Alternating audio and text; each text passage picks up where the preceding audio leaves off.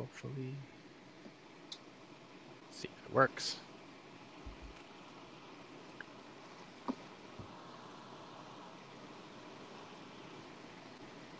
All right, I think I'm seeing myself here. I think we're live. Hey guys. It's alive. Hey. All right, so looks like we're getting started. Yep, I see myself here. I'm monitoring on a computer. All right, awesome. Hey, Rachel. Hey. Well, shouldn't we have a round of applause first?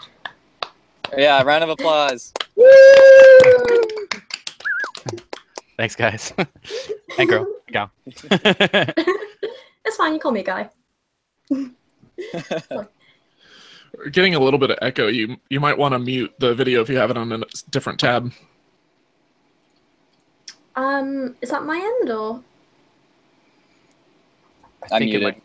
I think it might have been me, actually. So I fucked up, I think. Oh, God. Do we have to have him in his own hangout? Can they hear us on the outside? They're all confused on the outside. You might want to do an audio check. See if they can actually hear people. Okay. All right. You want to start us off on that? To whom are you referring to? To you, Steve. Oh, can you guys hear us in the live chat? Just say yes if you can. If you don't say anything, we'll assume no. Yeah, there's people there. They're all talking, so that's good. There we go. Awesome. Let's see what you guys are Someone saying. said, got all their fave YouTubers here. I'm like, really? You guys are going for scraping the bottom of the barrel, except for Thomas, because I mean, like, Alex isn't here. I don't know. Yeah, this is all like C-level stuff for except for like Thomas and Paul. He got a B- now on Social Blade. Oh yeah, no, dude. Okay, I was gonna say, Paul, for your subscribers, your views are insane. Crazy. Yeah, I have no idea where they're coming from. I don't know who's watching. I hope they're Christians, but you know, apparently I'm very findable. Yeah, it's ridiculous. So. You got like 6K subs, and yet you're getting like, I don't know, thousands and thousands of views. So that's pretty good. Yeah, you're hitting 10K but we're here to talk about Godless. That's right. We're Godless Cranium is the one that we're here for. 10,000 subs. That's silver level. I think it's bronze, actually. I think silver is 100,000. Yeah, silver is 100,000. Gold is 1 million. And then ruby's like 5 million or something. No, ruby's 55 million or something like that. There's only one person has ruby. Anybody know who he is? PewDiePie. It's PewDiePie. Yeah. PewDiePie. Yeah. Yeah. Yeah. Congratulations, Godless. Thanks, Thomas. This is exciting. I've been watching your channel grow, and I'm so excited. I didn't wear underwear because I knew I'd probably just soak them anyways. At my age especially, yeah. Keep the camera up then, Thomas. Yeah, don't pan down. No panning. All the girls might be going, pan down, pan down. Yeah. So the guys do, actually. I was trying to pull some people to from my social media platforms to check this out and watch your channel. So right before this went live, I said, come watch. I might even flash my tits for you. So which can I say? Can I say whether or not you did right before we went live? Yeah, what happens off air stays off air. But then Rachel joined, and I didn't want to be disrespectful to the lady. I'm a lady. That's true. Yeah. She's a British lady, so that like exactly a whole nother step. Yeah. It's like flashing Mary Poppins. That doesn't work. Yeah. We tried to get Zoe on. Professor Stick addressed this in the live chat, but people are saying, "Oh, invite Godless Engineer." Well, Godless Engineer and all of other atheist YouTube all had a falling out, and no, I'm just kidding. He just couldn't make it. He's busy. He was like one of the very first people invited. Witness, actually, I heard. Yeah. He converted. Yeah, he did a Brett came at all of us at once. Yeah, he's just going whatever direction. Apparently, door-to-door snake oil salesmen make a lot of money. He watched Rachel's channel and then converted to Christianity. That's a lot of people. or reading tarot cards. One of the something. It's not bad. See, I have to, as the quintessential, essential oils commentator guy on here, I have to say, that modern day snake oil, is just essential oils. But it's funny that it's oils and that people don't see that parallel at all. But door-to-door essential oil salesman is what we'll go with right there.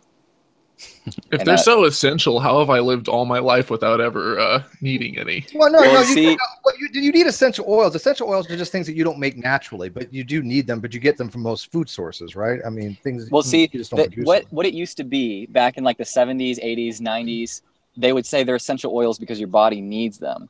But now what they say is, oh, they're essential, like they're from the essence of the plant. They are the essence of the plant. And they'll say, oh, no, we never said they were essential because, the FDA just would frown upon that and actually try to regulate a lot of our stuff. And so we've never said that. Duh.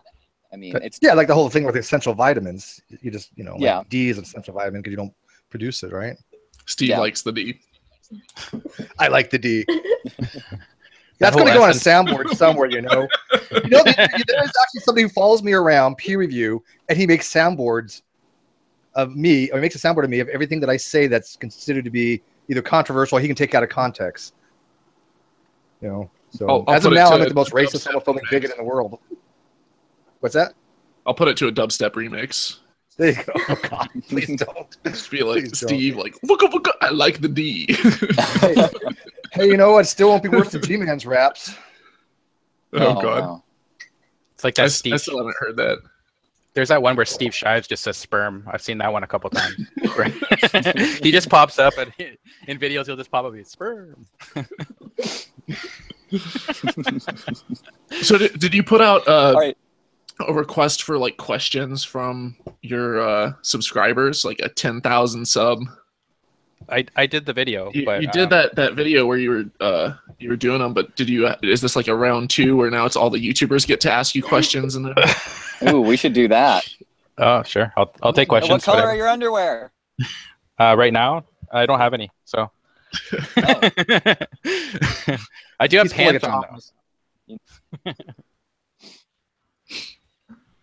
See, it's like you guys to go around saying that you don't wear underwear, but as soon as I do it, I just get called a whore, See, double standards.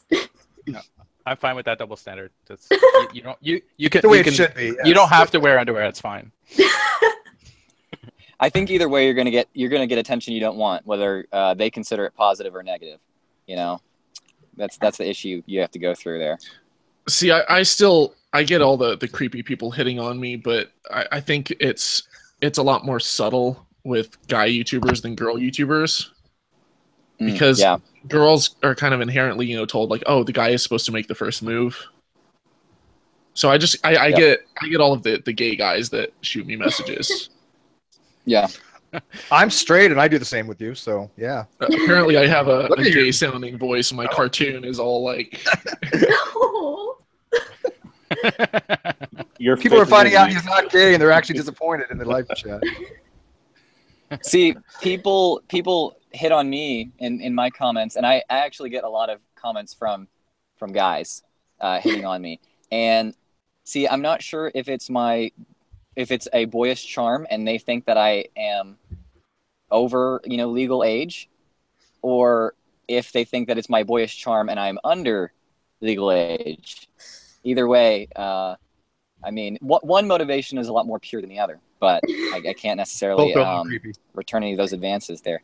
But I wonder if a lot of the people that comment are like, they're not also, but they're teenage boys, and they're like, oh, this is another teenage boy that is cute or whatever, and I'm like, maybe a little too old for you. I'd probably look at least like 5 years younger than I am.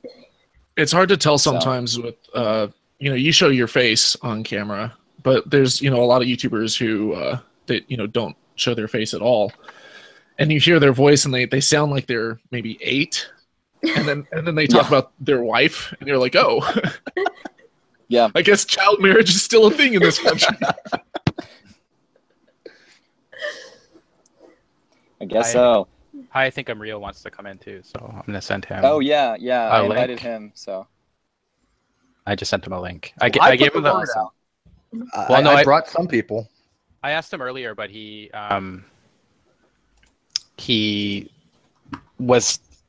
I gave him the wrong link. I gave the wrong link out the first time around, I guess. So my bad. Well, now I think this is my first time actually meeting some of you guys. Like I've had Twitter interactions and Facebook and stuff with everyone, but I've talked to you, I think, in the live stream before. Well, I talked to you through Skype too when we're working on a collaboration. Yeah, that's true. But, yeah, I thought we did a hangout before that though, where maybe we might have. Yeah, I don't know. Yeah, there was one, but it was. But a long hey, time Thomas, ago. I don't think we've spoken before. Who was that? It was Paul. Paul. I don't think we've chatted yet. Well, nice to meet you. Good to meet you. And Rachel I don't too. know I think we've just had Twitter. If you don't know Rachel, I don't know Rachel so high. I mean, I know of her, of course, but I've never talked to her. Everybody. I think Rachel's the newest out of everybody. Yeah, this is So- like my first little hangout thing, so it's kind of exciting. You guys, I have to say, you're all killing it, and it's like the whole new wave of atheist YouTubers is kind of having a resurgence, and it's exciting. It is. It seriously is. It's weird when I think that at the end of, or in the summer of, and in the end of 2016, there weren't a whole lot of people coming up. Like there was Thomas and Alex, and then I think like Masked Arab, and that was about it. And now there's like at least a dozen of us out there, I think. Yeah. So I'm happy to see it. Well, I think it needs it because big channels are kind of going downhill right now. Well, there's kind of a trend that I've noticed where, right around 2008, after September 11th, there were the Four Horsemen of atheism that just started, they started a whole movement. And then you had the atheist YouTube surge, and that was people like Thunderfoot, Aaron Ross, Seth Andrews, they were putting out a lot of content. And then there was almost a shift away. There's a few of the big names are still left, but people like 43 Ali stopped making videos. There was, who were the two? There were two female YouTubers that were pretty big. I'm blanking on their names. I think one was Peach. Peach was big, and then there was like Peach Braxton, and then there was another one.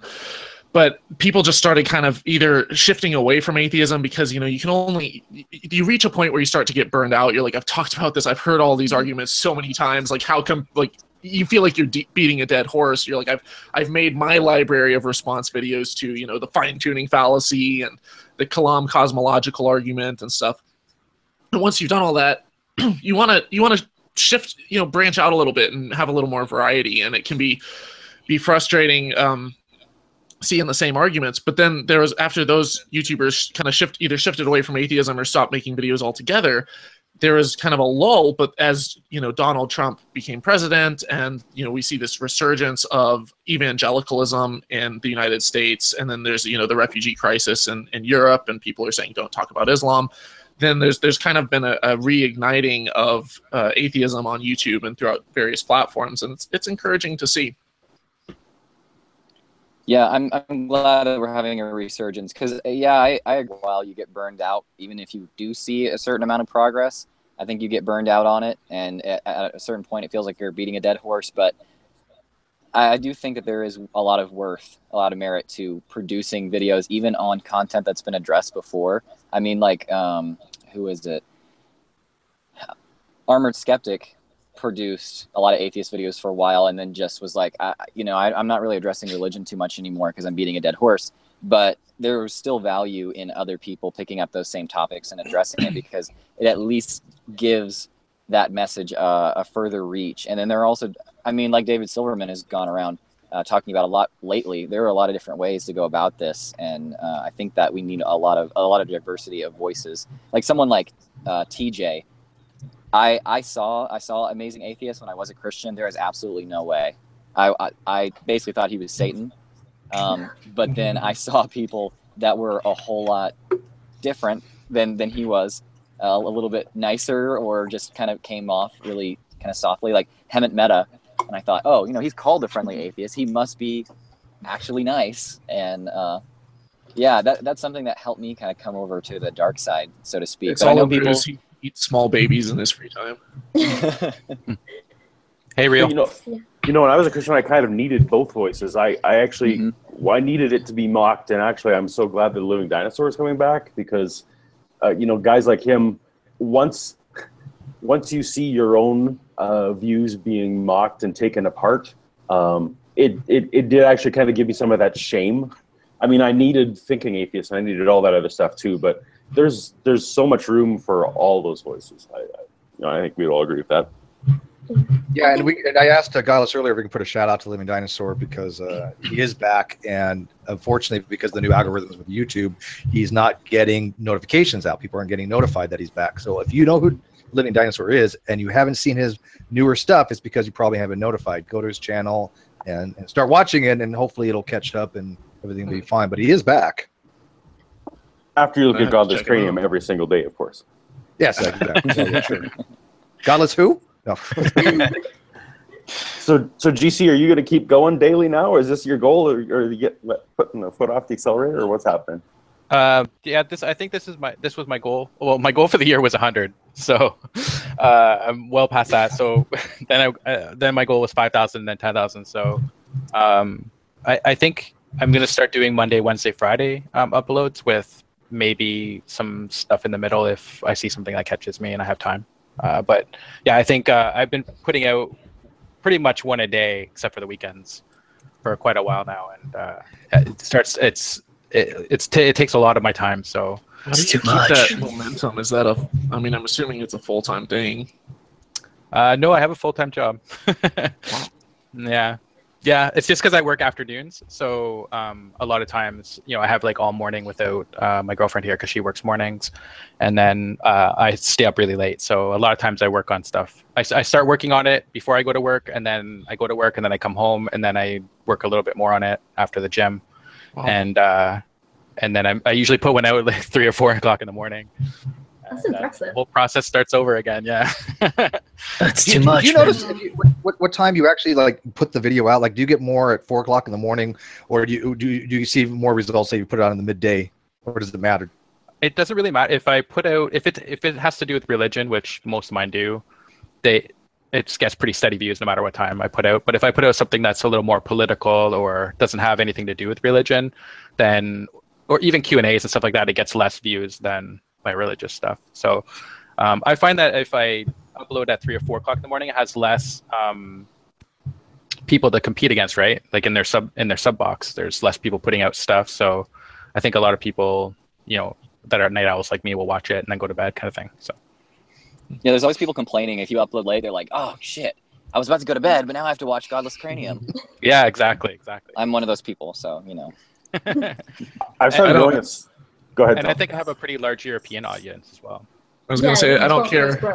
Like, we wake up, then we can see your videos. It's great.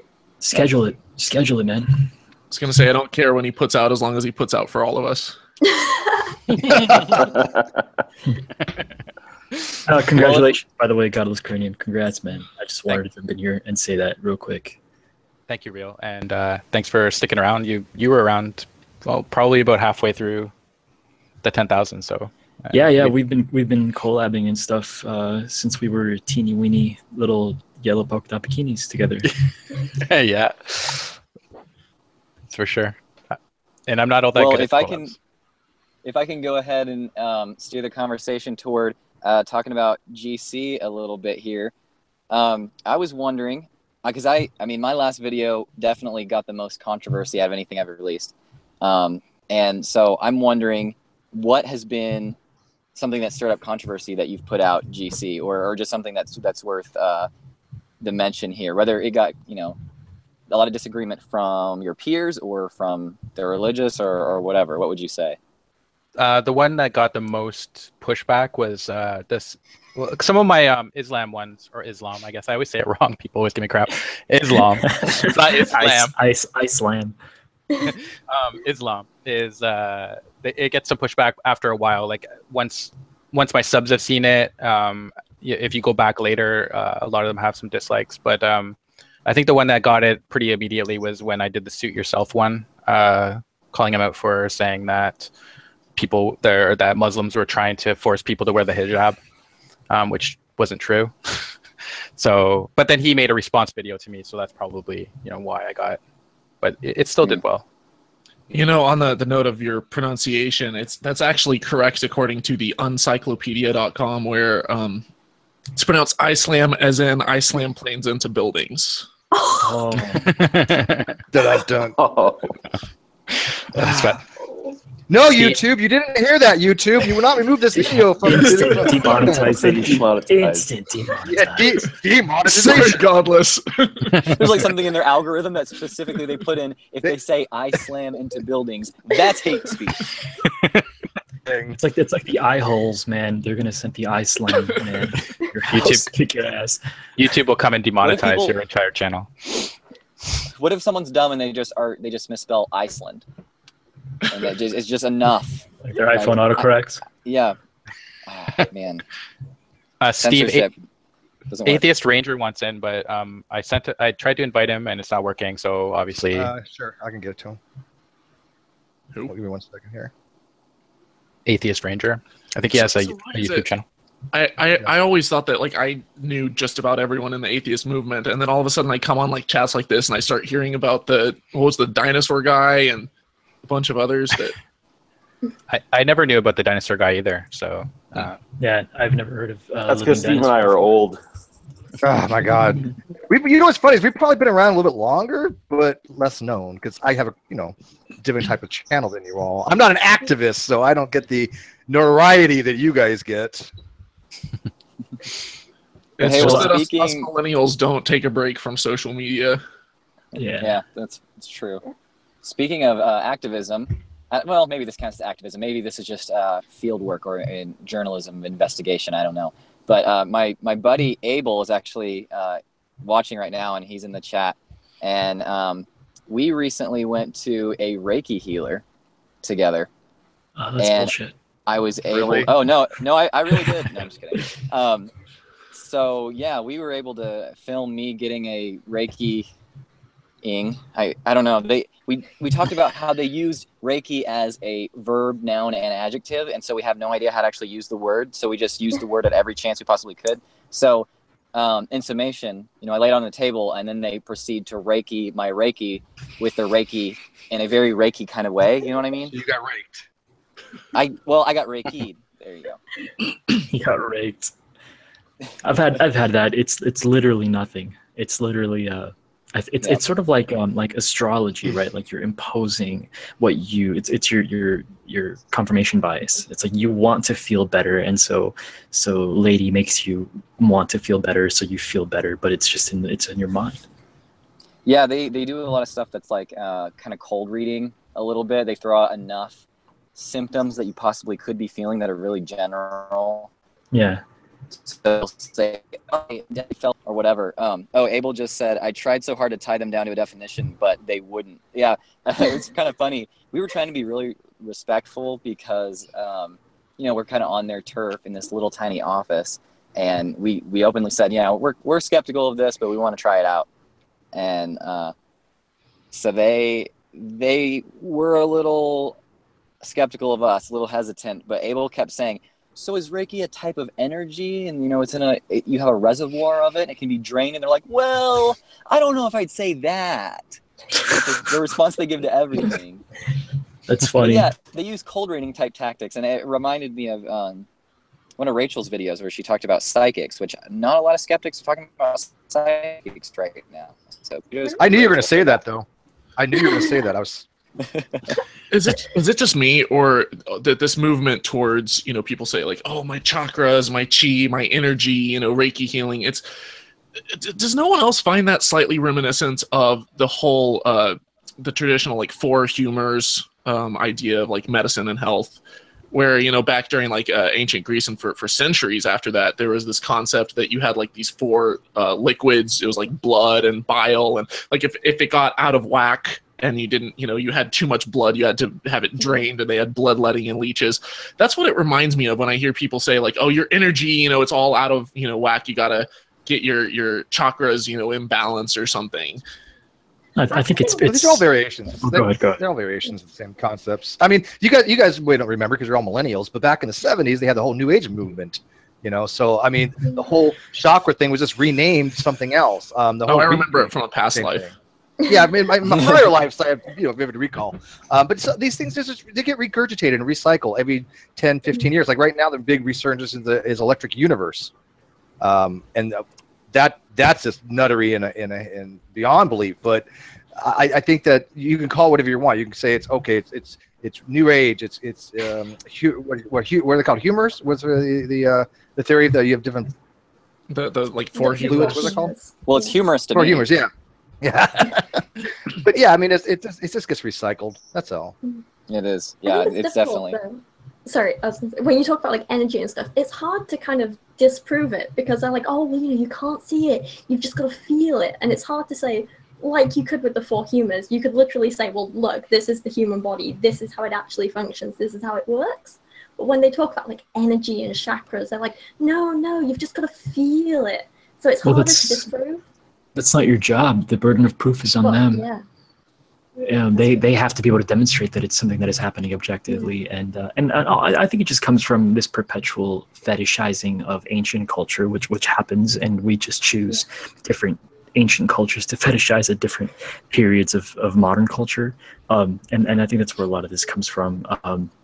And I also have like a sort of a loose, not working theory that I think people need to believe in something that is religious, not in that it is a religion, but it is of a religious nature. I think that there is sort of like this emptiness in human beings, and people who can either accept it and move on, who become sort of skeptics or atheists or anything like that, or there are people who feel that emptiness and feel that void, and they need this sense of purpose given to them, and so they seek religious things, whether a religion or something like chakras and energies or this other kind of like unfalsifiable crap to make them feel like they're connected metaphysically to this universe. And I don't know, I think it's this dependency that human beings have, and it would sort of explain why we've had religion for our entire existence. I'm more cynical. I think it's about the money. I think as long as there's money being made off of it, it'll be around.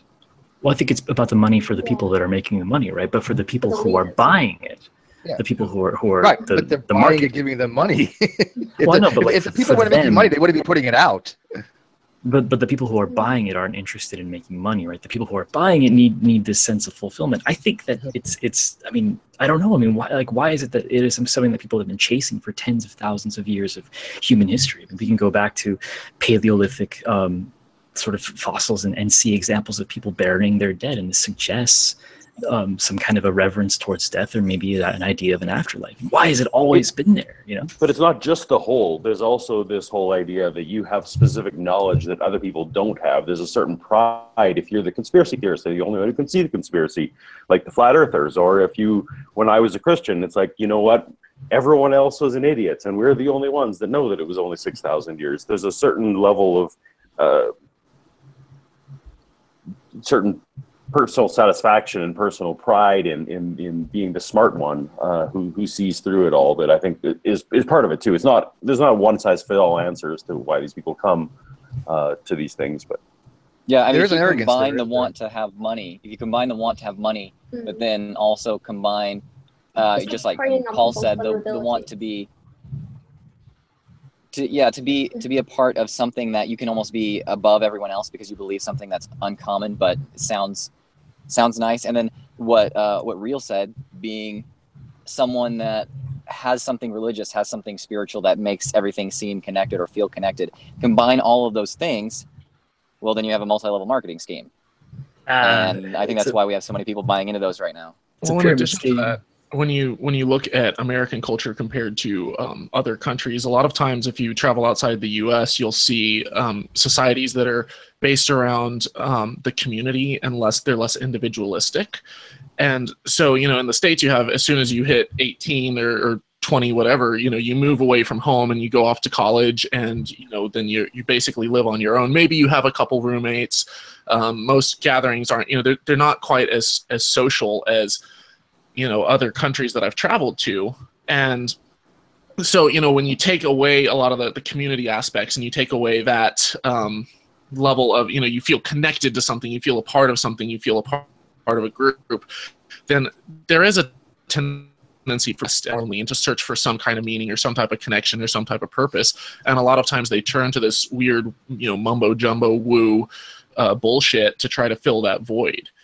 And, you know, but we don't have to. Like, we can find connection with people around us. We can find, you know, other groups and stuff. And that's why I would love to see more community within the atheist community, the atheist movement, but it's hard because, you know, like I've said before, atheism only really says one thing about you. So a lot of times people form humanist groups instead, or they form skeptic groups. And, you know, I don't really care what they call it. You know, that's kind of where I diverge from, you know, David Silverman of American Atheists, who says we have to all identify as atheists. I'm like, okay, like, sure, identify as atheists, give a little more credence to the fact that most of us, you know, don't believe in God.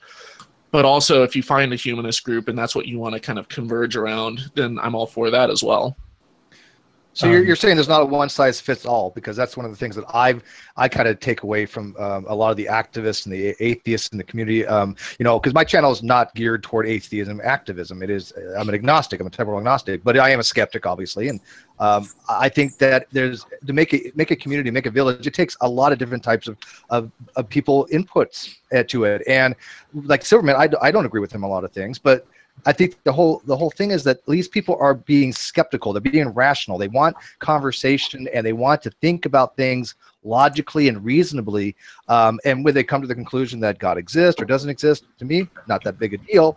But as long as they're able to formulate coherent thought processes, if they sit there and say things like, "Oh, look at the Ark. The Ark has, you know, all the species of 8 million extant species came from the Ark," that's not critical thinking. And that's something that I think, no matter what you believe, whether you're an atheist or agnostic, you're a skeptic, whatever, that's what I think needs to be focused on a lot. Is like Paul's channel, you know, and Godless Cranium. They focus a lot on pointing out this bad science stuff and just bad thinking, right? I think that for people like Silverman, I think that his objective is different. Instead of fostering an environment of free thought and rationality, his objective is to turn atheists into a legitimate and considerable voting bloc. And in order to do that, you absolutely cannot have an open door policy and just have like wishy-washy titles that welcome anybody. I mean, I understand like the benefit of that for discussion and for fostering an environment that welcomes rationality and critical thought. But if you want to be an established and formidable voting bloc that gets the attention of legislature and that affects social change when it comes down to, you know, getting these bills proposed and getting them pushed through Congress. If you want to make that change in your communities, even local jurisdictions, you have to have the strength and direction of leadership and of a singular title that unites these communities. And I think this is part, like, so I mean, I've done a little bit of atheism work on my channel, but I'm mostly political. And I have this small series that I run called Fixing Feminism. And one of the things that I critique feminism for is that lack of leadership and that lack of singular direction. And, you know, with intersectionality, anybody can be any kind of feminist anytime with no works. It's just a belief. And I think that weakens the direction of the movement. It isn't going anywhere. And I think that atheism is suffering from that because we don't have that singular objective with a singular title pushing for a singular goal. And so I like, you know, the idea of having that environment where we could have those discussions, but at the same time, if we want to be a legitimate voting bloc, we have to be very united and have a very clear methodology and a very clear objective. Well, but so you think more for demographics and political reasoning? Yeah. But see, churches have traditionally, you know, they haven't agreed on anything. You have, you know, thousands of different denominations that are split on every single little aspect of their religious ideology, but they still identify as, you know, the evangelical or the religious voting bloc. And, you know, this happened, you know, I want to say it was like 60s or 70s, where suddenly they realized if we're going to want to have any kind of influence, we just have to start all identifying as Christians. And so I see what Silverman is doing there for, you know, making the atheist voting bloc bigger, but we can have, you know, a massive atheist voting bloc and then still have, you know, subgroups within that where, you know, some of us, not every atheist is a skeptic, not every atheist is a humanist, you know, not every atheist is, you know, we have all different kinds of political beliefs, you know, not every atheist is liberal or left wing, you know, there's a million different flavors. Yeah, absolutely. Yeah, you're very right about that. But you don't think that people like Silverman are trying to combine them all into one and just say, okay, if you have this particular non-belief, you're an atheist, and that's it, and that's all he wants to go by? I think he might be imposing that on people, yeah. And I think his intention is to try to create a more cohesive community, and I'm not sure if that's like the best way to go about doing that. But I see his intention, and do you guys want me to ask him this weekend? I'll see him on Saturday. That'd be a great. I'd love to hear. Definitely do it. Like the intention, the objectives of the atheist community, and what it would take for it to become a more legitimate voting bloc. That would be awesome to hear him talk about that. I'm gonna try to do an interview. He said he'd be down if we can find some time during the convention to pull him aside. That is awesome. By the way, if anyone's in South Carolina or anywhere near that area, the solar eclipse is going to be happening this weekend, and the American Atheist Convention is going to be right in the path in North Charleston. It's going to be pretty epic. That's not too far from Los Angeles, is it? I can just kind of walk over there. Wow, I have relatives in South Carolina. I'm going to tell them that. If No, you guys LA can is make not it in the path of totality. No. If you guys can make it to Tulsa by Thursday morning, you can carpool with me. That sounds like Well, fun. one thing that I think that, and this is pretty related, one thing that I would like to see in kind of just the atheist or skeptic movement right now is a discussion of what, and highlighting what resources there are for people who are coming out of religion. Like what Thomas says in a lot of his videos, you know, you can be free, and if you just dare to be skeptical, you do have a community there. Well, I'd like to see a lot of YouTubers coming together and talking about what resources we actually have. And I mean, there's, you know, me and I believe Godless, Cranium, both kind of in the realm of social work. There's a lot of things that you really need when you're disenfranchised, basically, or you're shunned by even just not even made homeless or something like that, but just as far as relationally, when you are kicked out of some kind of group, there's a lot of needs that you really need to fulfill. And there are a lot of different resources for people coming out of religion. And we're talking about like the Secular Therapy Project and things like that. But I would like to see us talking about compiling lists of just dozens and dozens of organizations that could potentially lend a hand to people who are coming out of religion. I mean, because I know that for me, even being someone who was out on their own and everything, I knew I wasn't going to be kicked out. I knew I wasn't going to be homeless. I potentially could have lost my job. But I still had the problem of not having really any social group whatsoever, and having this kind of not really dissonance, but there's a disconnect between me and the whole culture that I was involved in, and all of my friends. And so I could have used something like Secular Therapy Project that could have been done discreetly. But there are people who are in a lot worse situations than I ever was at any point. And so if anybody, I've been thinking about making a few videos about that kind of thing. But if anybody wants to try to work on getting some videos out there about the resources that are available. Me and Godless were actually going to do a collab about just that. That's Okay, actually perfect. that's so fantastic to hear, because like that, I think that's something that the atheist community has been lacking, is an objective. We have to find very clear things. So like, okay, we want to change that, or we want to create a situation where we can help assist that, or we want to be more involved in community cleanups and homeless soup kitchen stuff, or like whatever, just anything that is a concrete objective, instead of just like sitting around and being atheists together because it feels good. I think that it's so much more important, and it's so much more effective at creating momentum and social change if we have clear objectives. And so like, yeah, because when I came out, if we can use that term, it was very hard with my family and everything. And those, if there were resources available, it would have made everything a lot easier. But yeah, I mean, that's fantastic to hear. Well, what do you guys think about race? Go ahead. Oh, I'll let you jump in and just say, a lot of these groups exist. You know, like there's Atheists Helping the Homeless, there's the Recovering from Religion Foundation, there's the Clergy Project that helps ministers who want to leave their faith and don't know where to turn. You know, there are groups. The Secular Student Alliance has groups all over for students in universities and stuff. You know, so I think a lot of it just is we need to shed more light on this and to show people that they're not alone and that these groups do exist. And if we are able to kind of, showcase that in some of our videos, give them a little bit more of a platform, then people will support it more with volunteering, with donations and stuff, and we'll see a growth in these organizations that we're trying to promote. So marketing, we need marketing. Yeah. I mean, all that stuff's great, but I mean, one of the things that I needed, like I don't know how you guys were, but when you're in religion and you realize you might be an atheist, YouTube was my community, and that I wasn't even willing to talk to anyone about it. And so the fact that YouTube existed and that there were channels out there that were sharing stories that were similar to mine was actually the necessary first step. And I kind of think that everyone on this platform is offering that service at least. And you probably all get the same kind of, email messages I get, daily. It's like, thanks for people on both sides. They're not even sure where on the fence they are, but they just like to hear that there are other people in their stories, and that normalizes it a lot. Like I kind of feel like, those organizations are great, but that's after you're over the fence.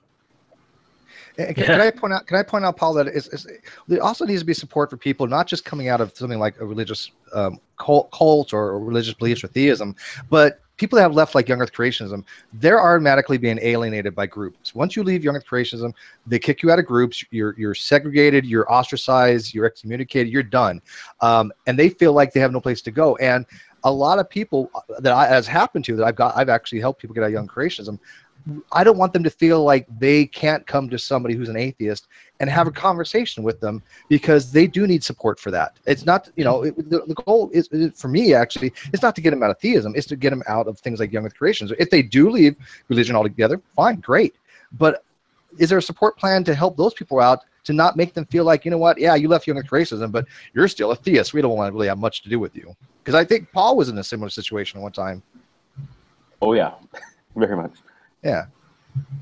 I'd be interested to know if there's anything like those kinds of groups in the UK, because it's not really something we talk about that much. Because I didn't think it was really, you got kicked out of families and stuff like you might do in other countries. But then just before I went to uni, one of my friends, she was thinking of leaving her church as a Jehovah's Witness. And her family were like, if you do that, we will kick you out. We'll never speak to you again. You're on your own. And for an 18-year-old, that's kind of terrifying. So I don't know if there's really anything like that in the UK to support people. So I actually put together a resource on my website of the top, like if you're looking for an atheist, humanist, or skeptic group in your area, I found a ton of websites that have, various lists of groups. I'm posting it in the group chat, and I'll also put it in the live comments. You might want to also check out Atheism United. Brian Sapient from the Rational Response Squad has a page called Atheism United. It has all the YouTube atheist channels and skeptic channels alphabetically organized. It's a great resource. A lot of the links are some of them, I shouldn't say a lot of, but some of them are inactive, but I'm actually going through and I'm actually showing him which ones are inactive to fix. So if you need resources to find, hey, what do you want to go on YouTube to watch, some atheist videos or anything like that, go to Atheism United. It's actually a pretty good resource for that. They have a lot of like podcasts and YouTube channels, but if you want like an actual group to meet up with, it's not letting me post a link to an external site in the live chat because it thinks I'm spamming for some reason.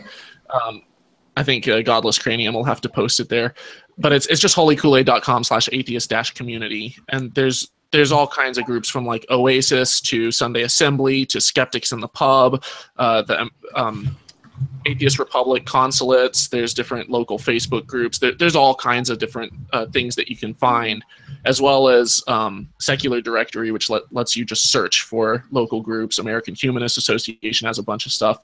I don't know how many of these are in the UK. I know that some of them are. I think Sunday Assembly, I believe, has groups that meet, but it's all the top ones that I could find, at least. Yeah. That's brilliant. Thank you. Hopefully it's helpful.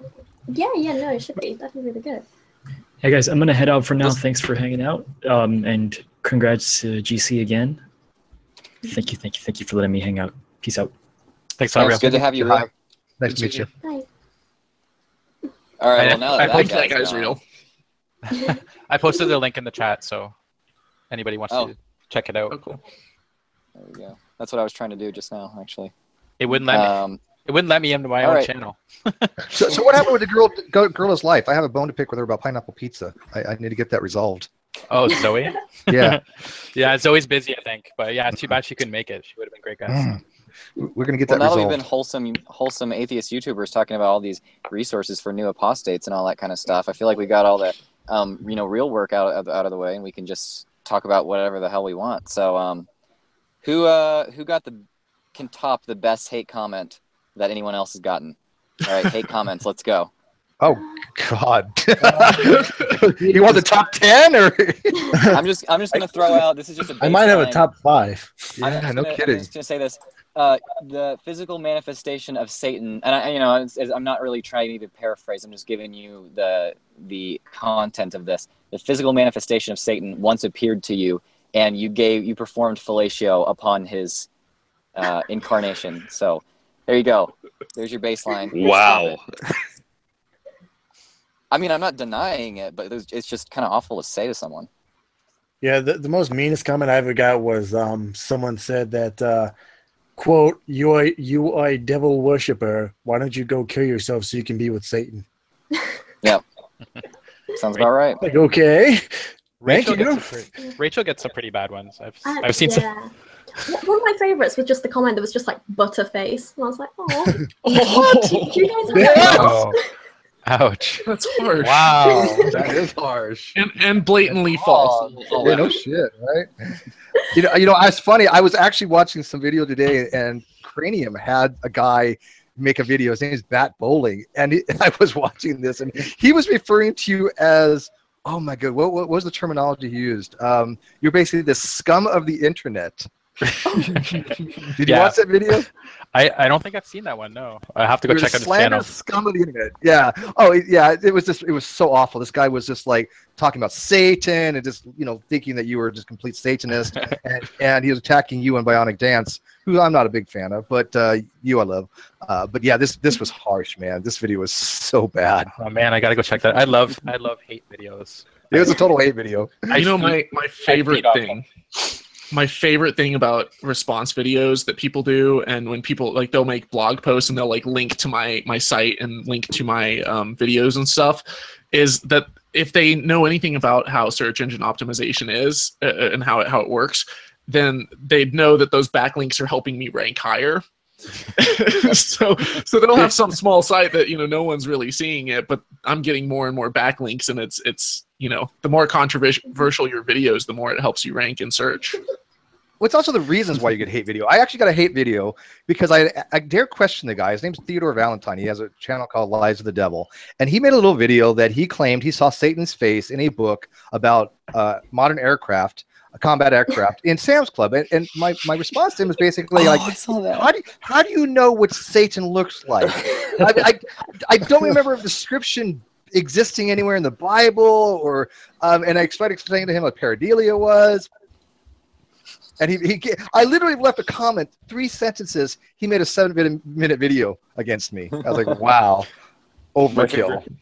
My favorite was so far has been in giant block letters, Christians don't watch this video, in giant letters. And then it said, listening to Paul is the same as listening to Satan. And I took that as the biggest win I could ever get. I remember that. I remember if I'm the same as Satan, win. When you see a title that says "Don't watch this," doesn't that just mean watch this? I think so. I know, that's like reverse psychology. I'm clicking on that fast, right? Just click, click, click. So suddenly, all of our next videos, the title is just going to be "Don't watch this." Don't watch this. And you have to have a thumbnail of a girl in a bikini, because that's what the living dinosaur does. In all his videos, just some chick in a bikini. It has nothing to do with the rest of the video. It's shameless, but it works. Yeah, but no one's watching his stuff now, so that's I don't know. See, well, it's not his fault. It's YouTube's fault. I tried using sex to sell a video one time. Just I had it was about prophecy and Kim Kardashian. Yep. Basically, I tried to Thomas, nobody wants to see you in a bikini, Thomas. I beg to differ. I think a lot of people. Okay, well, speak one person. But no, I tried using it just in the thumbnail. I had a picture of Kim Kardashian, and it was did Nostradamus predict Kim K? And that video, I think I got a couple of extra clicks, but it really didn't help it a whole lot. I found that if you have videos that are purely about putting up athletic bodies and celebrities and sex and stuff, and that's who your demographic is, it'll work. But if your video is skeptics and atheists who are tired of just all of the BS crap smut advertising, they see right through it. Okay, so when I was still, I think, under 100 subscribers, or around 100 subscribers, I would check who had subscribed to me to see if I had anybody big subscribed to me. And I think my very first person that subscribed to me that was particularly significant Donald was Trump. Yeah, that would have been interesting. It was Zoe. It's from Zoe Does Life. I wish that she was here so I could say that. And then it was Godless Cranium, and then Godless Cranium was like, "Oh, hey, let's collab." Like literally the day I hit 100 subscribers. Let's ask Godless, what is his biggest subscriber? I mean, well, you don't have to say the name, but how many subs is your biggest subscriber? I have no idea. I don't really look, actually, to be honest. That means it's probably something that has like 55 million. Doesn't want to say it's PewDiePie. No, like I don't know. Like I know Thomas is subscribed to me, so maybe him. I don't know. I know Thomas Logic is your biggest one. No, I'm just kidding. I know Logic follows me on Twitter, so he might be because I did. Logic is almost at 100K. Almost. Yeah, Logic just subscribed to me, so I imagine if he's going to subscribe to my shit channel, he's probably going to be subscribed to yours. Yeah, and he's also because I did a collab with his wife, right? So yeah, I would imagine so. But yeah, so this was related to the whole smut pandering type or smut peddling to get views or whatever. So I got somebody that subscribed, and they had like 2,000 subscribers, and I couldn't really see their name like in the email very well. I just saw that there was like 2K next to their name, and I was like, oh cool, let's check out like who is this. And I click on it, and they were the FAP channel. And they only have 2,000 subs. And well, yeah, and so I was simultaneously disappointed and feeling some other feelings I won't go into here. He was so confused. FAP channel. FAP channel. He's still subscribed to me too, so I really wonder if that was like this is a male YouTuber. I'm gonna. He looks like he's about 14. He'll probably click all over this.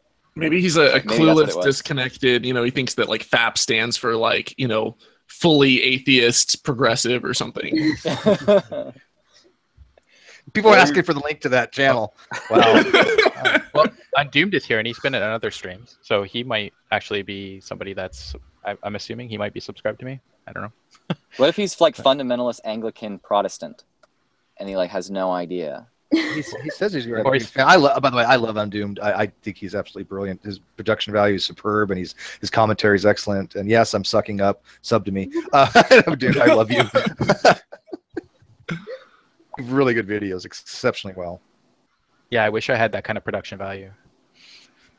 You saw the production value I had of the little trailer I made for you. That's the extent, man. That took like 4 hours just to come up with that. Oh damn! I'm doomed. Everyone in this room makes better videos than me. I'm gonna have to check out his channel, Undoomed. Yeah. You don't know who Undoomed is? Am I supposed to? You don't get out much, do you? No, I actually created a whole. He does get out. That's the problem. Yeah, that is the problem. I go to too many atheist conferences and stuff. But I made a whole list of atheist YouTubers, bloggers, podcasters. I have like hundreds and hundreds of names in there, and I haven't gone through and watched all the channels. But I was going to make it kind of as a resource for anyone who wanted to like network and stuff. But is Undoomed? Is he specifically like an atheist channel? I think it's a fake account because he's got like 1 sub under that name. Oh, I just checked. Oh. No, he does a lot of social commentary on social special snowflakes, social justice, advocates that are just, I'm special. That's what Undoomed does. I have a question. And he just wrecks them. Have any of you ever thought about doing a podcast? Because I've had a bunch of subscribers say that they want me to start a podcast, but I don't know exactly what to do, and I'm not sure how much of a reach that would have, or if it's worth doing. I'm actually. I hope no one thinks I'm bragging here. I'm actually the co-host of 2, actually. Oh, are you? Oh, okay. Yeah. So what's the reach on that? Like, is it worth doing, or is it just, when I say worth, I don't mean, if you like it, that's cool. But I mean. Well, one of the channels that I'm a co-host of, we haven't done a show in like 10 months, and I don't know when we're going to start it back up again. But it does depend, at least in my experience, it does depend on the subject you are talking about. And I think, at least as far as I know, atheist podcasts right now are pretty popular. I don't know. I've guested on a few podcasts, and there's a local one here, Legion of Reason, and we've had Lawrence Krauss on the show, and it still was only like a couple hundred listeners. It's pretty sketchy for finding podcasts. It doesn't have usually a wide base. I mean, most of the ones that I've seen, they'll get about 30 to 50 views or listens. It's really hard to determine because podcasts, if they don't normally show their total downloads, and I haven't found an easy way to see it. Like if they do it live to YouTube, people, you can see how many subscribers and views they get. But most people who listen to podcast app they use, and they're putting it out through like Stitcher, Spreaker, iTunes, wherever. And I was looking into this because I'm actually looking at starting a podcast with another YouTuber, and it seems like a good way to, if you can push and promote the podcast through, if you already have a YouTube base and you promote the podcast through both of your channels, then you have all of that extra, listenership. And then as the podcast grows and people listen through that medium, you can also mention your YouTube channel and increase your sub count that way. But any kind of audience growth, however many feelers you put out there, it's like, streams that all kind of pour into a river. You're not going to have one massive flood, but the more you have, growing your viewership, the more your channel's going to grow. It doesn't hurt, right? Except for the time involved with it. But what do you think of like people going to like VidMe now? I know a lot of the big names. I know Logic has migrated a lot of his videos over to VidMe. I've started a VidMe. It's not that popular. I think it's more of a repository for videos right now in case something happens to somebody's YouTube channel. Now, I know there's been a few people that have already been affected by these new rules, but what do you think about that? I mean, because VidMe is never going to be the next YouTube. It's just not that big. I'm on VidMe, and I know like a lot. Some of the Logic told me that something like he has 208 videos and only 38 of them are monetized normally now. All the rest are the yellow or been demonetized. So I think that's scaring a lot of on YouTube. Yeah, on YouTube. Wow, he's had that many demonetized. Yeah. He showed me a screenshot of it. Holy cow! I've had a couple, but the ones I've had demonetized are old, and I just don't really care that much. But like, there's one that had just the title in it, had to do with Sharia law, and I didn't want to fight with it. But yeah, I think pretty much every video I've done on Islam has been either demonetized or it's yellow. The Christian ones just stay. Did YouTube just not want anybody to discuss these things? I mean, I think they're just trying to prevent anybody from having a discussion with the problems with Islam. No, it's not YouTube. It's this is something, one of my friends, do you know who Armin Navabi is? He's the founder of the Atheist Republic Facebook group. They're the largest atheist Facebook group in the world, and they have a massive amount of ex-Muslims, and the founder himself is an ex-Muslim from Iran. And there are entire groups dedicated to removing any kind of content that criticizes Islam. And what they do is they'll have these mass flagging campaigns where they just go through and they'll flag any group, any video, anything that's critical of Islam. And if you look at Facebook's algorithms, they're basically, if they get enough flags from enough sources, they automatically pull it until you, go in and contest the flagging, and then it has to be manually looked at and stuff. And they have so many different flags that are coming in, it's hard for them to really objectively look at every single thing that's being flagged. But YouTube's kind of the same way. YouTube doesn't have a massive, group that, actually manually looks at all this stuff. A lot of it is just automated. So if you have a bunch of atheists or a bunch of Muslims who don't like the content that you're putting out criticizing their religion, a lot of times they'll go in and flag your videos. But you can ask for a review, though. Then somebody does actually go check it. Yeah, but it doesn't always. I know. I've had 4, I think, get demonetized. I fought 3. I knew there was nothing wrong with them. I got them back. But the 4th one I didn't want to bother with. By the way, that's not the real Logic in there. He only has 1 sub, and Logic is on vacation with his wife right now. So. Yeah, that's why I didn't invite Logic, because I know he's on vacation. Because you were all excited. Yeah, I was like, yay, but no. Oh, well. But YouTube does not care about your ideology. YouTube cares about money. YouTube cares about advertisers, and that's what drives all that stuff. I don't think there's a single person over there actively, despite their whole employee thing. They're not censoring thought. They're just looking at Coke, who says, you know what, I saw my Coke ad in front of a video I didn't like. So that's what they're trying to avoid. The only video of mine that's been demonetized was the one where I called Donald Trump a racist man-child in the title. And as soon as I took out the word racist, they were fine with it and they monetized it again. It was just a really weird thing. That's the only one of mine that they've hit. Well, you know what? Maybe we should just make cat videos. That we're all safe. Is that cool? Are we all going to be creationist cat now? Yeah, I was going to say creationist cat's got the best of both worlds. CC gets more blocked than any of us. So I don't. Luckily, I don't monetize any videos. Crap! I should have invited CC. There we go. I should have invited him. Have any of you guys listened to his Christmas album that he released this last December?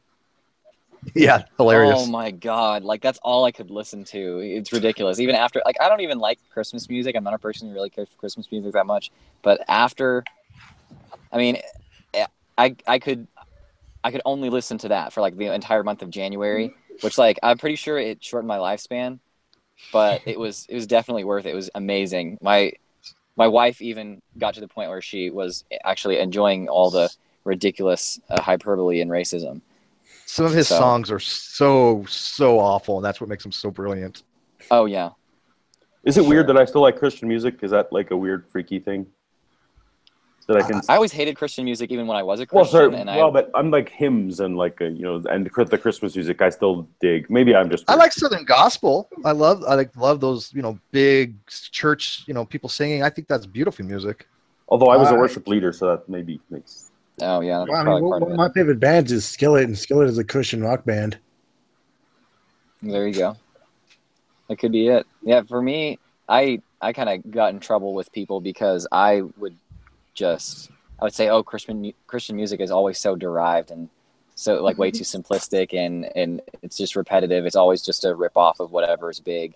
At least CCM, I always felt like, which for the non-ex-Christians, CCM, Christian contemporary music, I always felt like was just a big rip off of whatever was popular at the time. And so I just couldn't tolerate it. And my family played it pretty much 24/7. We listened to the local Christian radio station all the time.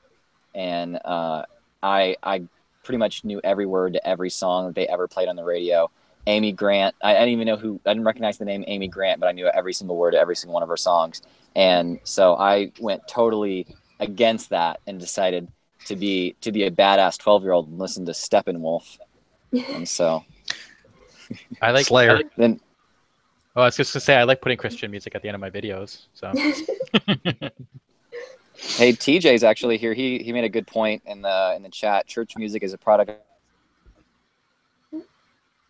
Oh, I think. Oh no, we lost him. Church music, and then Satan came and kicked him out.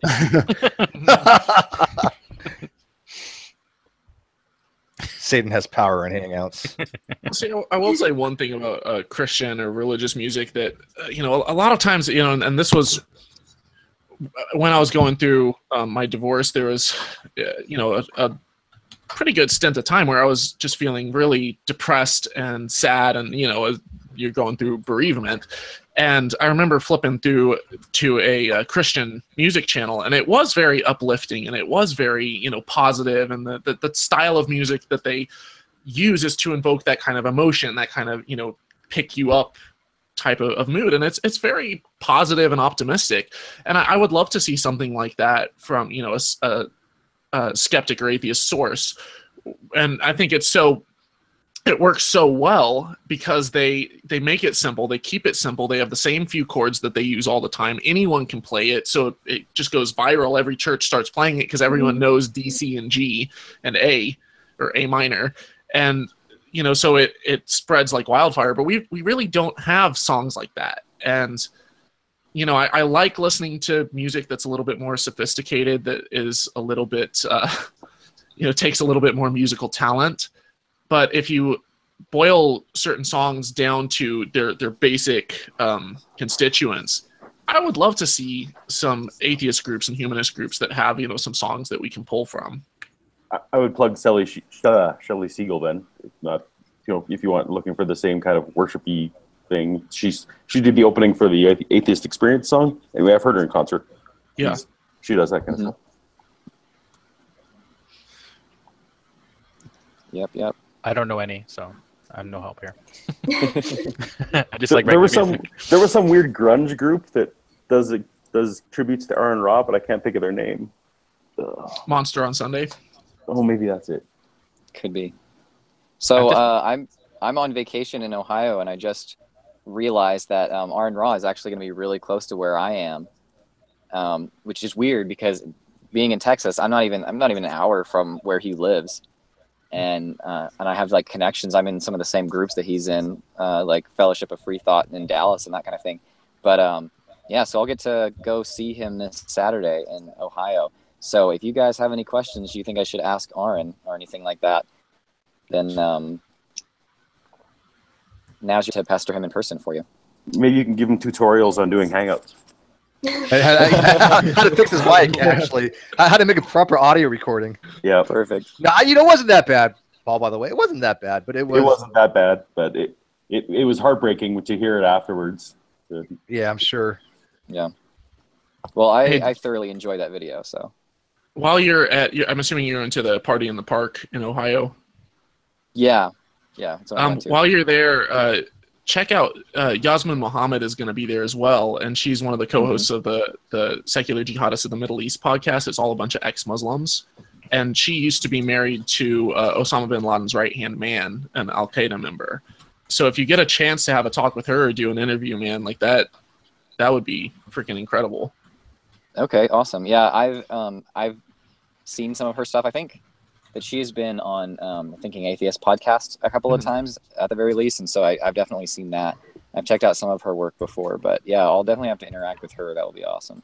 Well, for anyone who wants to kind of get an understanding of Islam and how it works and the different strains and varieties of Islam, their podcast really is the go-to right now. Mm-hmm. All right, yeah, that'll be really cool. It's funny how many parallels that I see between some of my ex-Muslim friends and some of my ex-Christian came from the church I grew up in type friends. The threat of physical violence is really the biggest difference there. But as far as even the kind of Christianese that we all spoke and that we were raised in, Muslims have kind of the same thing. They talk in bumper stickers and there's a lot of similar consequences, but there again, there was no threat of physical violence from anyone that I grew up around, but there was for them. There's you're taking it out of context. God works in mysterious ways. You have to read it in the original. And oh yeah. Oh man. Do you guys ever wonder if there's going to be ever any new arguments? I mean, we've all heard every argument there is. I really would love just once for somebody to come to my channel and say, "Hey, Steve, I have a new argument for you." Whether it be for young Earth creationism, flat Earth, theism, I don't care. Just something that I've never heard before, because I don't remember the last time this ever happened. I don't know, because most of the time the people who are arguing for, I mean, at least in my experience, the people who are arguing for the opposing position are those who haven't done quite as much research into it. And so it's kind of hard to be original when you don't know what's out there in the first place. So yeah, RJ calls that much secondary redactors. Okay, I don't really have much hope for it, but I think the same thing quite a bit. I hope that there is some kind of new argument. Well, when you do the research, then you become an atheist. So, yeah. The last novel argument was actually, I think it was Forder's natural selection argument, and that was like last year that came up, which was an interesting argument, but it really didn't really go anywhere. But other than that, I don't. It was on what gets selected for coextensive properties for natural selection. For example, when you have something like the heartbeat, and is the heart being selected for because of its ability to pump blood, or is it making a thump thump noise? And that thump thump noise is something that's being selected for. So when you have a coextensive property for natural selection, Forder's argument was we don't know what actually is being selected for, but then it kind of distills down to what's actually being called natural selection. As an umbrella term, the argument kind of falls apart. But it was kind of a novel idea what is actually being being selected for when you do have something that exists with some other trait. If the heart pumps, you have a noise made with it, and that noise is what's being selected for. Well, but I mean that's maybe that specific example is new, but that argument isn't a new argument. You look at something. No, like but it was new to the tail of us. You look at the tail of the paramecium and they say, oh, it's irreducibly complex. But then when you start breaking down, taking apart some of the pieces to it, then it suddenly changes its function altogether and is still useful. But it was selecting for a different purpose. And so you see stuff like that is all throughout evolution. You might have one piece or part of the your anatomy that's selected for a different purpose, and then evolution comes along and makes one change, and suddenly it has a different beneficial mutation or side effect. Oh, of course, but it wasn't selecting for that from the get-go. But Forder's argument was, how do we know for certainty what natural selection actually being selected for, what trait is being selected for when you have something that's coextensive with something else? Because there's two things that are existing. there's no way to know between which one. Well, does one provide a survivability or reproduction benefit? Yeah. And does the other not? Well, because if you have a loud heartbeat, your predator might be able to see or hear you. Mm-hmm. So is that going to be not selected for because they can hear your heartbeat? Well, it just depends on which more blood. It's just going to be select the trait overpowers the other. Yeah, exactly. I was going to say whichever one would be statistically most prominent. Beneficial. Right, but his argument is it's when you have coextensive properties, it is difficult to actually say which one is it's logically which one it's actually selecting for. But it's a very, very nuanced argument, and I'm probably not doing it justice because it's been at least a year and a half since that got brought up with us. Hopefully there's something. And somebody points out natural selection doesn't select for shit, it selects against. Yes, that's true. But by the same token, things don't die, the rest of them live. So they're being selected for, even though technically it's being selected against, but dead things don't breed. Well, it's not just selecting against, because if suddenly I have or my offspring has a mutation that causes them to just, reproduce in the thousands, asexually, then they're going to take over the planet. Right, but that's because the other ones weren't being selected for, right? They died off. They didn't make the grade. Yeah, but that mutation, my mutation or my kid's mutation is being selected for. And the other ones are being selected against. True. It's in tandem. But, yeah. Potato, potato. I'm just mesmerized by Christopher Hitchens behind Thomas. Nice. Every time he talks, I just watch the picture. I'm just imagining that he's staring at Thomas's naked ass in that chair. Well, okay. British accent. Yeah, you should just wear a Hitchens mask. Oh, I should have had some sound bites selected that I could just play into. Oh, sorry. Steve Kent Hovind did another one of his Bible studies where everyone had to wear their atheist masks, and it was equally freaky. Oh, those things. Cringeworthy. God, that is creepy. Oh. What's an atheist mask? Ken has these little things where his family, friends, whenever, will sit in chairs where they sing Kumbaya and put little face masks in front of them. People like Stephen Jay Gould and Richard Dawkins, and it's creepy. It is the most cultist-like thing you've ever seen in your life. And I'm like, do they have Kool-Aid? They do. Don't drink it. Yeah. What'd you say, Rachel? They've been bugging me out of debate Kent, and I'm like, I don't want to debate Kent. What'd Rachel say? But that would get views, huh? What? I'm sorry, Rachel. Oh, sorry. No, I'm just asking, is there any reason behind it, or are they just doing it for fun? He pretends he's practicing his hostile debates. So when he went, for example, the day before he debated King Crocoduck, he wanted to have this hostile audience, so he practiced his arguments against Bill Nye masks on popsicle sticks. It was creepy. Come on, we all know that he has a Dawkins fetish. As soon as he makes a mask of me, I'm done. I'm done. No, that's when you know. By the way, I do. That's when he. Well, I host the Hovind debates, but I've got to say, KC did amazing on all three debates that he had. I was thrilled to death. I think KC kicked Kent's ass. And people have asked me, they're like, Steve, do they know that you're against Kent Hovind? Does Kent know this? Oh yeah, I've known Kent for years. They're not. They're fully aware of it, but their thing is, as long as I'm fair in the debate, as long as I'm moderating fairly and Kent gets equal time, they don't care. Off air or in another hangout, they know I'm totally against Kent Hovind. That's what a good moderator does. But I've had some people complain, some creationists, some of Kent, Hovindites go, well, Steve, how are you talking like this behind his back? I'm like, I'm not talking behind his back. He can drop in any time. He's watched my off-air hangouts. He knows. My after debate hangouts. He knows that I'm no fan of him. Yeah, the GDC is pretty transparent, I have to say. As somebody, who's recently introduced to it and seeing a little bit of the ins and outs, I don't really think that there's any behind-the-back slander going on anywhere because everything is so public. They could drop at any time and get their voice heard. So I really don't think that it's a valid complaint at all. I think Kent definitely knows that he could drop in and try to make corrections if he ever wanted to. We would love it. He's been there before. We've had Eric on, a couple times. By the way, is Rachel the only one that's not actually in the GDC here? I think so. We're gonna have to Very change cool. that.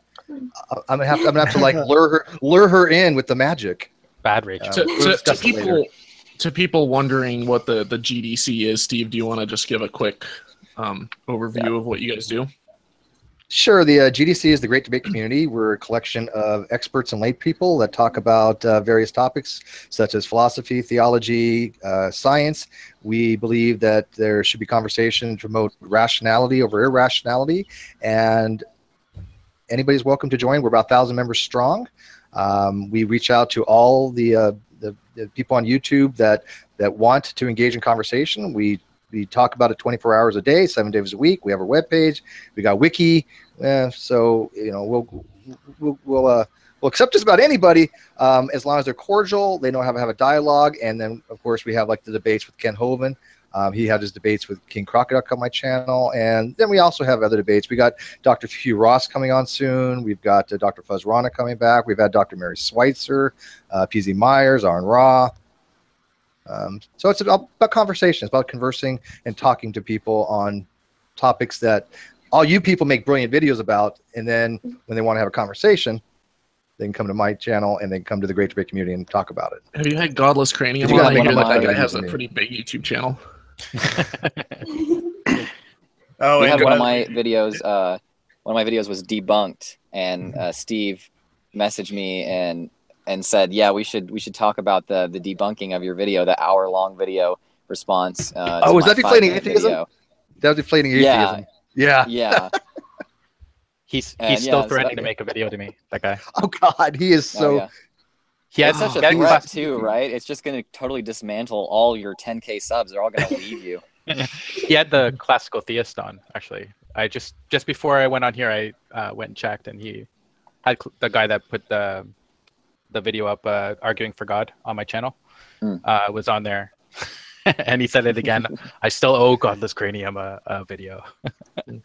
Deflating atheism is a piece of work, let me tell you, though. Oh. He never I've seen produces his anything on Reddit substance. comments. I can't even watch his stuff anymore. I get so bored. It's this tripe. It's pure empty rhetoric. Just real quick, did you see one of his newest videos? Which one? I watch think- about 3 minutes of it, then I can't do it anymore. No, like I think one of his newest videos was like why there is no God Part 1, and in the video, I kid you not, he said, and I quote, that atheists have to provide evidence for their lack of evidence. Yeah, he's just wrong on so many different levels. I do agree with him on one thing. You guys know I'm an advocate for positive atheism if you're going to be an atheist, but whatever. But he is practically wrong on everything he puts out. He's wrong on the fine-tuning argument. He's wrong on ontological arguments. He's wrong on transcendental arguments, and he's just wrong across the board when it comes to what he thinks atheism is. And you're right. He does think that atheists have to literally disprove God's existence, and I'm like, that's absurd. That's just not even something I would even say. But he actually thinks that. Yeah, I'm because feeling that's- a little that's left out because he still ridiculous. hasn't debunked any of my videos. Yeah, I mean, he thinks that us saying that, well, there's no evidence for God, well, that's a positive claim that requires a burden of proof. I'm like, no, it doesn't. What Well, you makes, gotta be- what do you what mean makes by- him what do you mean by tolerable that? is when you pretend that he's a villain from a 90s ski movie. Yeah. And I can just, that's how I'll watch all his videos. He's playing a game of semantics. Look at when I say there's no scientific evidence for God or empirical evidence for God, I can generally back that for a reasonable amount, right? Now, we can't go and look at every single piece of information. We can't go to every corner of the universe. But you know what? We're not making a certainty claim that's 100% chance God does not exist. But if somebody says, you know what, I believe that God does not exist, they can maybe even take it up a notch and say, I know God doesn't exist. That still is not a certainty claim. And you still don't have to prove God's non-existence. That's not how it works.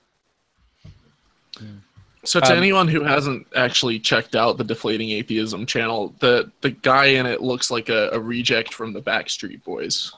Oh my god, yeah. That's Dude, just- I'm waiting for him to be like, alright, I'm gonna end this video so I can go surf, man.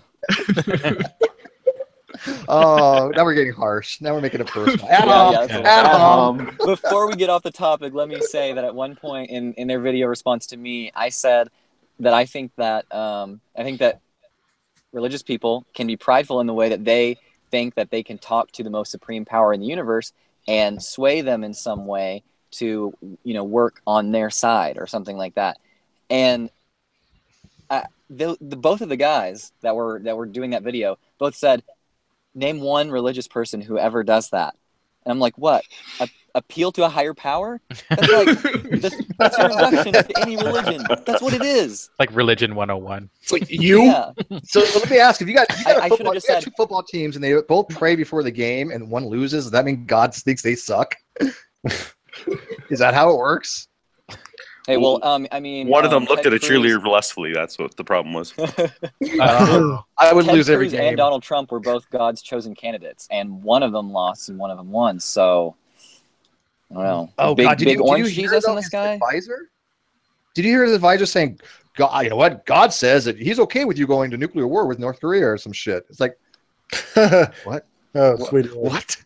His campaign manager or whatever was in charge of Torchbearer, the movie with who is it? Some guy from Duck Dynasty. The Duck Dynasty, Phil Yeah, Duck Robertson? Dynasty. Yeah. Bible Reloaded did a good review of that 2-parter, and they looked like they were about ready to commit suicide toward the end.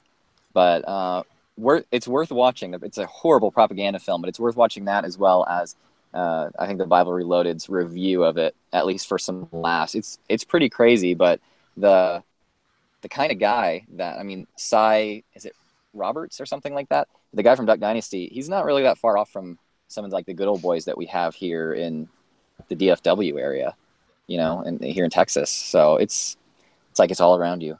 Am I the only one? I actually watched Torchbearer, and I could only watch 3 minutes of it before I wanted to slit my wrists. Yep. Am I the only one who back when I was a Christian, I thought that religious movies were garbage? Oh yeah, you all agree. We all agree. Yeah. I used to get pissed at VeggieTales because I would say, it's adulterating the story too much.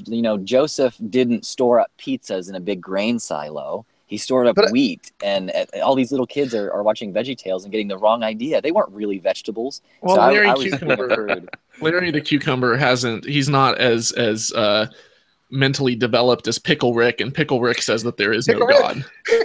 Yeah, Thomas, that's actually what I wanted to see. You did your Jesus toast versus Pickle Rick.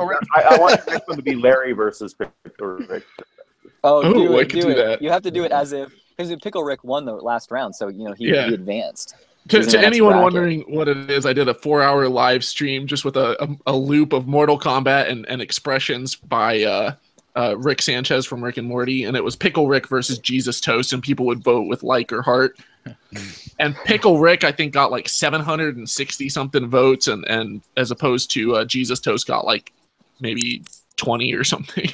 It was single digits when I saw it last. It was crazy. I totally. If you did Dog's Jesus Anus Toast. Jesus, it probably would have won.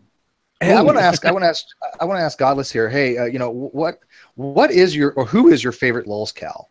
Of all the idiots that we deal with on the internet, who is maybe your nemesis or your biggest lulz Cal? You just look at this person and go, fuck. Every time he puts out a video, you just think to yourself, Jesus, this guy's an idiot.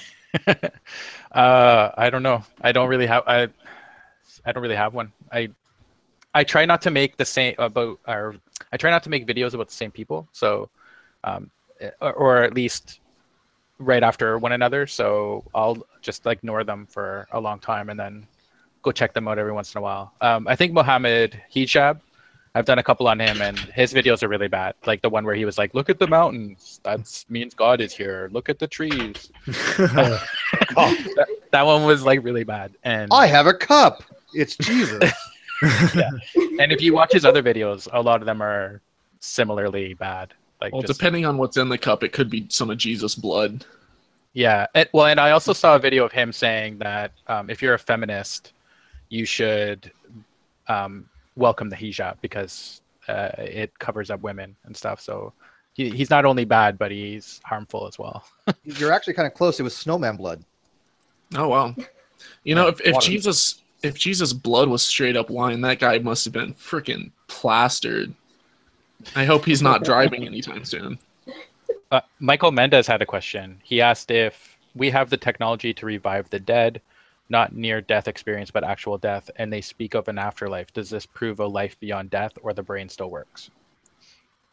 I think it would prove that not an afterlife, because I think they would be hallucinating.